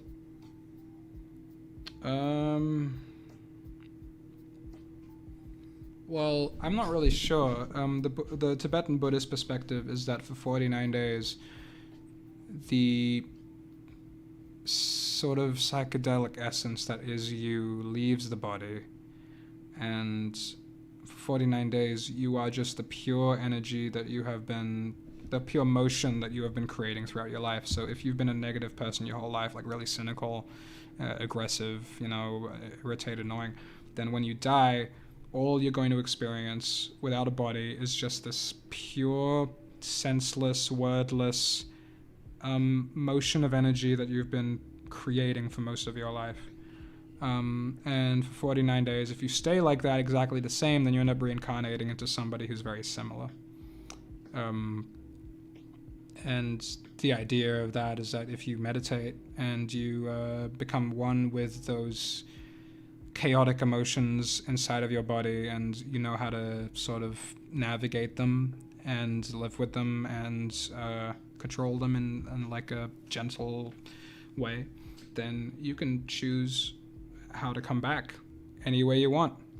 Oh, Salty Scythe, thank you for the $5. You mind if I redraw some shots from your episode 8 trailer? I'm planning to redraw the O5 Council and Storytime Animators episode 8 hype, baby. Hell yeah. Thank you. Yeah, sure. Go ahead. You go ahead and do that. That'd be cool. Lord Bung Cult, Lord Bung Cult, Lord Bung Cult. Bung, I have to go now since my sister and I want to watch anime before we sleep. I drew Anatomy and Konabi on Twitter. Bye-bye. I'll see you. The stream is still on when we're done with anime. Hell yeah. Thank you. I'm definitely going to go check those out and have fun watching anime. How come Connor crushes so much poon? What was the decision-making process behind the addition of this character trait? Now, I cannot spoil anything, but I'm glad you noticed that. I just cannot answer that question. Have you ever lucid dreamed?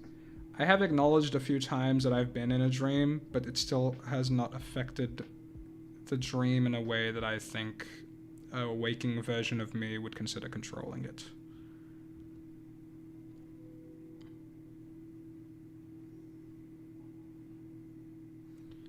Oh yeah, don't know if you remember me. I've been here for a long time, like many streams ago, but even though you probably don't remember me, I remember that you like my username. Yeah, I probably do remember you. I vaguely remember the Filthy Frank combination with the name, you know. It's getting somewhere. Privyet from Russia. Privyet from Australia. Bung, you just won the Hunger Games Simulator, boy. Fuck yeah, dude. That's it. That's how we do. I'll go check it out in a second.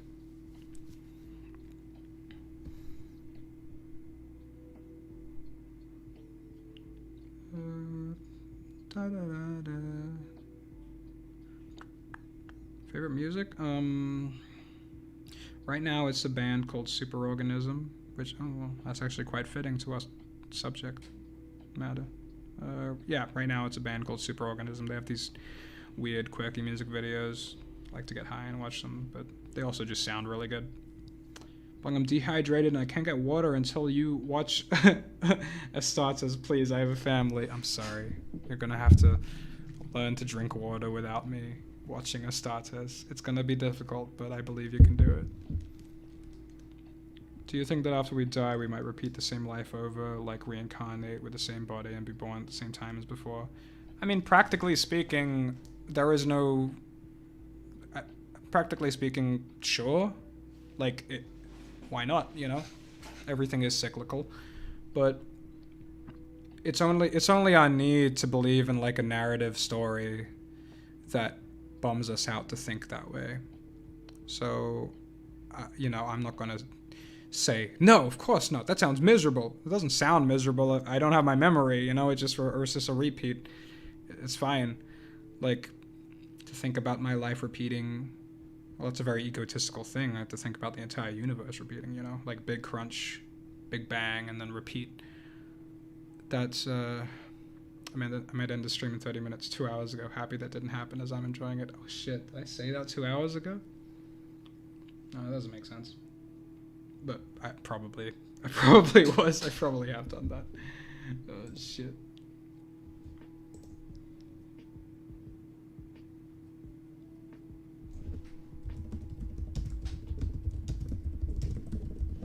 Sorry, Guto.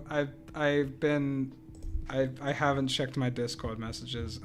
Guto, you are now officially a cool car.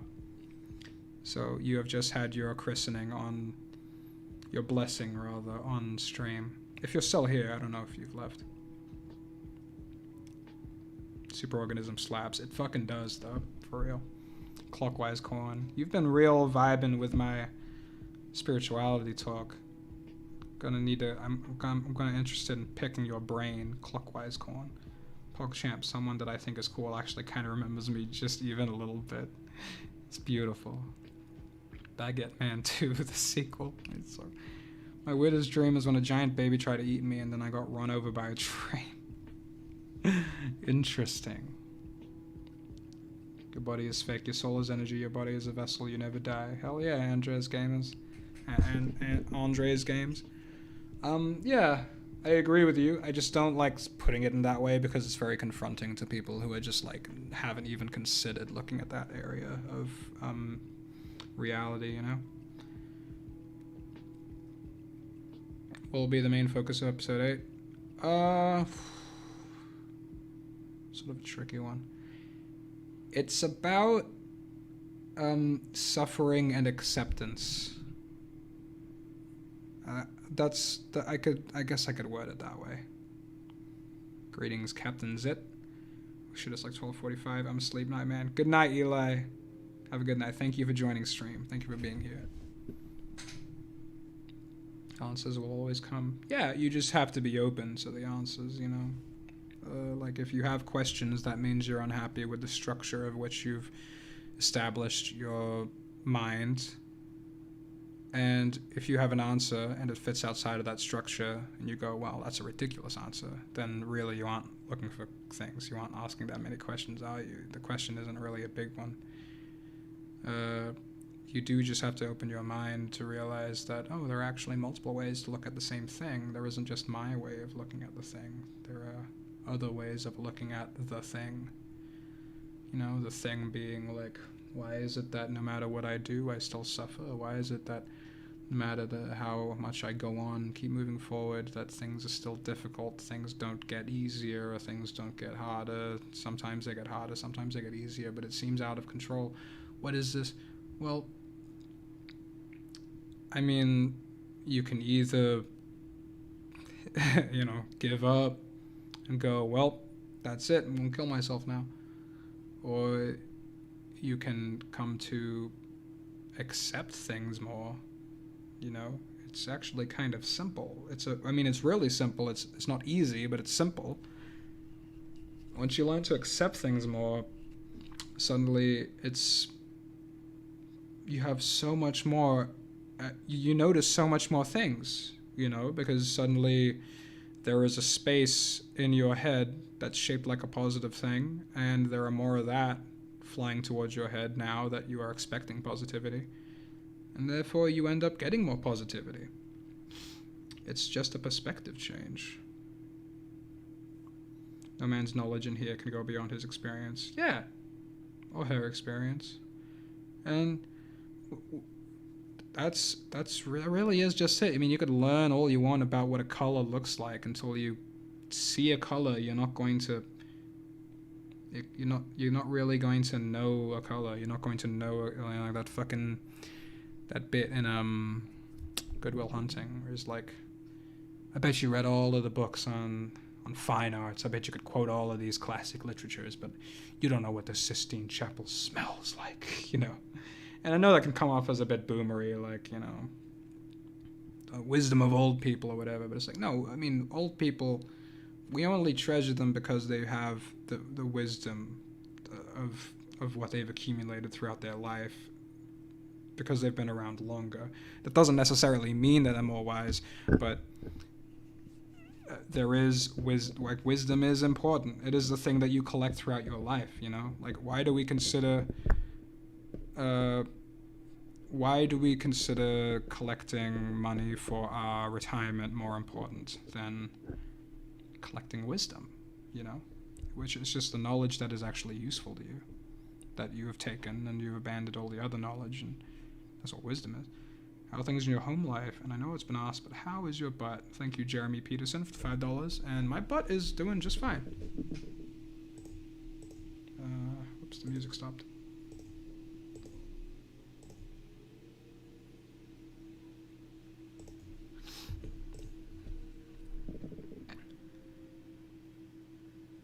Magenta doesn't exist according to color theory. Yeah, wow. Wait, how does that work? Oh. On what you get high on. I think I answered this question earlier, but it was just mostly weed.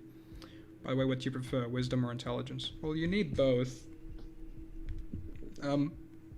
Right now, I value wisdom, like I'm appreciating wisdom a bit more, because I used to just be hardcore about intelligence. I used to think that I was interesting because I knew all of these random things, and I would pride myself on that. You know, like, look at all this smart shit I know. That means behind the scenes, people could think that I'm a lot smarter than I actually am because of how smart I am presenting myself now, you know? Because I have, like, this proof that I can show, like I have something to show for my intelligence, but that's not that's just ego shit. That's stupid, you know? It's not real, it's not authentic, it's just random shit. It's just random useless shit. How am I applying it? That's what wisdom's about, you know? And right now I'm talking about the things that I care about, the things that I love, you know, the things that I feel are important and that people need to hear and that people need to talk back to me about, that people should have conversations with me about, I think. And now I'm more open to criticism. Like just the other night, a friend of mine was just sort of going into me about how stupid some of my things I was saying sounded. And I wasn't offended at all. I was a little bit offended, but like, back then I would have been like so crushed if somebody thought I was stupid, but now it's like I don't even care if you think I'm crazy, you know? For real. It doesn't matter. Like, I'm just trying to live and be. I don't really care anymore if you think that I'm so like, be authentic. Like, if I'm trying to be intelligent, I don't have to try and be intelligent anymore. I could just be myself. Can we talk about how the black hole will consume us? Thank you, Wet Towel, for the $10 with the B movie logo and talking to me about the black hole. Sistine Chapel smells like carrots. Thank you for the $5, Jeremy Peterson. I wouldn't be surprised, and I don't know why I wouldn't. Pink/magenta is just our eyes perceiving a complete lack of green. Pink does not exist in the natural spectrum of light that our eyes can see, so we're filling in the gaps. That's quite interesting. So colors belong in a spectrum similar to light, where darkness is a lack of light. Is that right? Or are there like only 3 real colors and everything else is just like a combination of the polarity of like the lack of that color? It's quite interesting. And they're all just sort of mixing in with each other. That's what creates all the colors. Or Astartes. Astartes strain of weed. Do you work out or lift at times? I mostly just do stretches and walk. I sort of need to build up to that because right now I'm quite overweight. Having either wisdom or intelligence is like having a good car but no fuel, or a ton of fuel but no car. You need to have a balance of good car and fuel. Yeah, exactly, you know. That's how I see it. You know, intelligence is the gathering of it, and wisdom is the letting go of the things that you don't need, right? You know, it's like you learn something, it goes in your head, and most of it kind of goes out the other side of your ear, but you need both to happen to actually collect anything. I think your channel is like the universe. People always look for answers, but the universe can't give them. The universe will give them when it's ready, and from the answers, people look for different ones. I think people always look for answers, but the universe can't give them. The universe will give them when it's ready. Yeah, it literally is like that. Like, I go, like, since I've been, I don't want to say enlightened, because that's just a douchey thing to say, but, thanks for the $5, Dan's. Blue and red, it's only ever a combination, never actually a singular color. That's super interesting. Oh, is that why it's like ultraviolet and infrared? Because those are the extreme ends of the... Oh, that's really interesting. Okay. What was I saying? What got you into spirituality in the first place? Well, is my story. So you kind of need some context. And after I tell the story, I think I'm going to leave the stream. One day, a few months ago, I was in a really miserable place. I was quite depressed. I was very self-loathing. I hated myself. And I've been trying to ignore the fact that I was alive. And I was just stuck in this terrible, terrible narrative that I was like this super smart guy who was really shitty and should hate himself, and everyone should feel sorry for me, and, you know, blah blah blah. And I was just like in this cynical narrative that I had. Anyway, I was at a party once, and I was really just trying to black myself out on drugs, and I was it was a bit dark and it was a bit terrible. And then I was on a lot of psychedelics, and I ended up having ego dissolution, which means that my perception of self completely vanished. Meaning that I thought I died. So I thought I was dying, and I was freaking the fuck out. I was having a terrible, terrible, terrible panic attack. But as the drugs kept working, going on and on and on, my brain got slower and slower, and suddenly I was just this observing state. I was just in this observing state of being aware of the universe around me while not being able to feel anything in my body. Oh, thanks for the $5, Jeremy Peterson. Hey man, depression sucks, but I believe in you and love both your personality and your work. Thank you. That's really sweet. Yeah, I don't have depression anymore, but I definitely did before my ego death. And then what I learned in that state was that I can let go of everything. That, hypothetically, I can let go of everything that hurts, and it just requires a particular perception change. All of these things I was clinging on to, like science and rationality, and like, well, not... It wasn't the thing that I was clinging on to, it was how hard I was clinging onto them that was causing misery. Because I still use science today. I still obviously think that science is the greatest way of verifying things in the universe. But I was clinging onto it to a point where it was just suffering and misery, and I would get insecure and frustrated and angry at people who disagreed with me. And when the universe disagreed with me, of course, when I would predict things about the universe and it just wouldn't work out, and then I would end up in a miserable state, I would be there for a very long time because I clung so deeply to what I thought was correct and right. And I realized that that was causing me an enormous amount of suffering when I was having my ego death. So I had to learn how to let go one at a time, each tiny little thing. I had to learn to love every single bit of tension that was bugging me and irritating me. I had to learn to love all of my pain and suffering that was a part of me. And since then, I've been trying to eat healthier because I can suddenly notice all of the pain in me, you know? It was a lot easier to notice all of the pain and slowness and aches and sores and unhealthy dietary habits. And so that got me in tune with my body, in tune with my mind, just being much more healthy, mentally and physically. But yeah, that's basically what happened. Seriously though, it changed my life. I was a depressed loser, and after watching it, I've gotten so much confidence with women that in the past week alone, I have 3 marriages and 5 divorces. HzrTxw5O8SA. Alright, Santa's little bitch. Oh my god.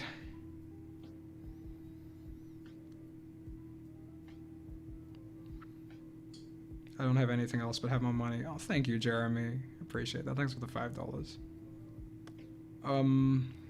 Did you know the reason you see those weird patterns on your eyes when you rub them is because your eyes react to light, but the touch makes all the cones and nerves go off, so that's how it reacts. Interesting. Yeah, I imagined it was like a very sensitive computer or something, you know, where like it'll just do that when you press on it. Goodbye, Mr. Bung. I hope you have a good night. Just FYI, I'm probably going to ask if you remember me in the next stream as well. Just let me know if it is annoying. I seem to have the effect on people. Oh, it's whatever. You know, I read like 1,000 messages on this thing. Bung, instead of watching a Star Test, you should watch Confinement. Oh, I'll think about it. Lord Bung, Confinement views 5 million videos, 5 million views. Lord Bung, anything else, 12,000, 20,000 views. Yeah, that's how it'd be. It's not a measure of success in my eyes. It's just like a way to pay the bills, you know?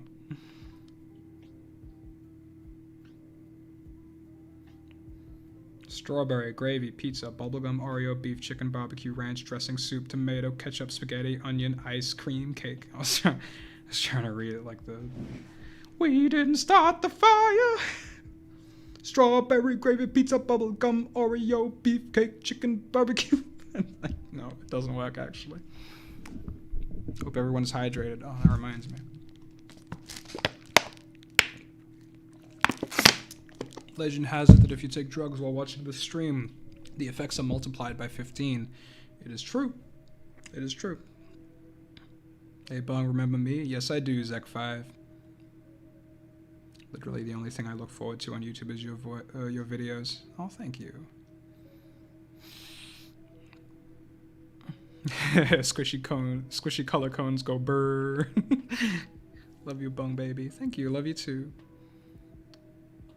Alright, I'm gonna end stream because I said I was about an hour ago. I'm gonna end stream now. Goodbye, everybody. And I'm just gonna see it. Oh. Dominga Ibanez Troncosco. Happy birthday to your dad. Happy birthday, Mr. Troncoso. I said Costco, didn't I? Shit. I'm sorry. Please read the Navy SEAL copy pasta and one of your characters' voices. Okay, well, I'm leaving now, so I can't, but thank you for the $5.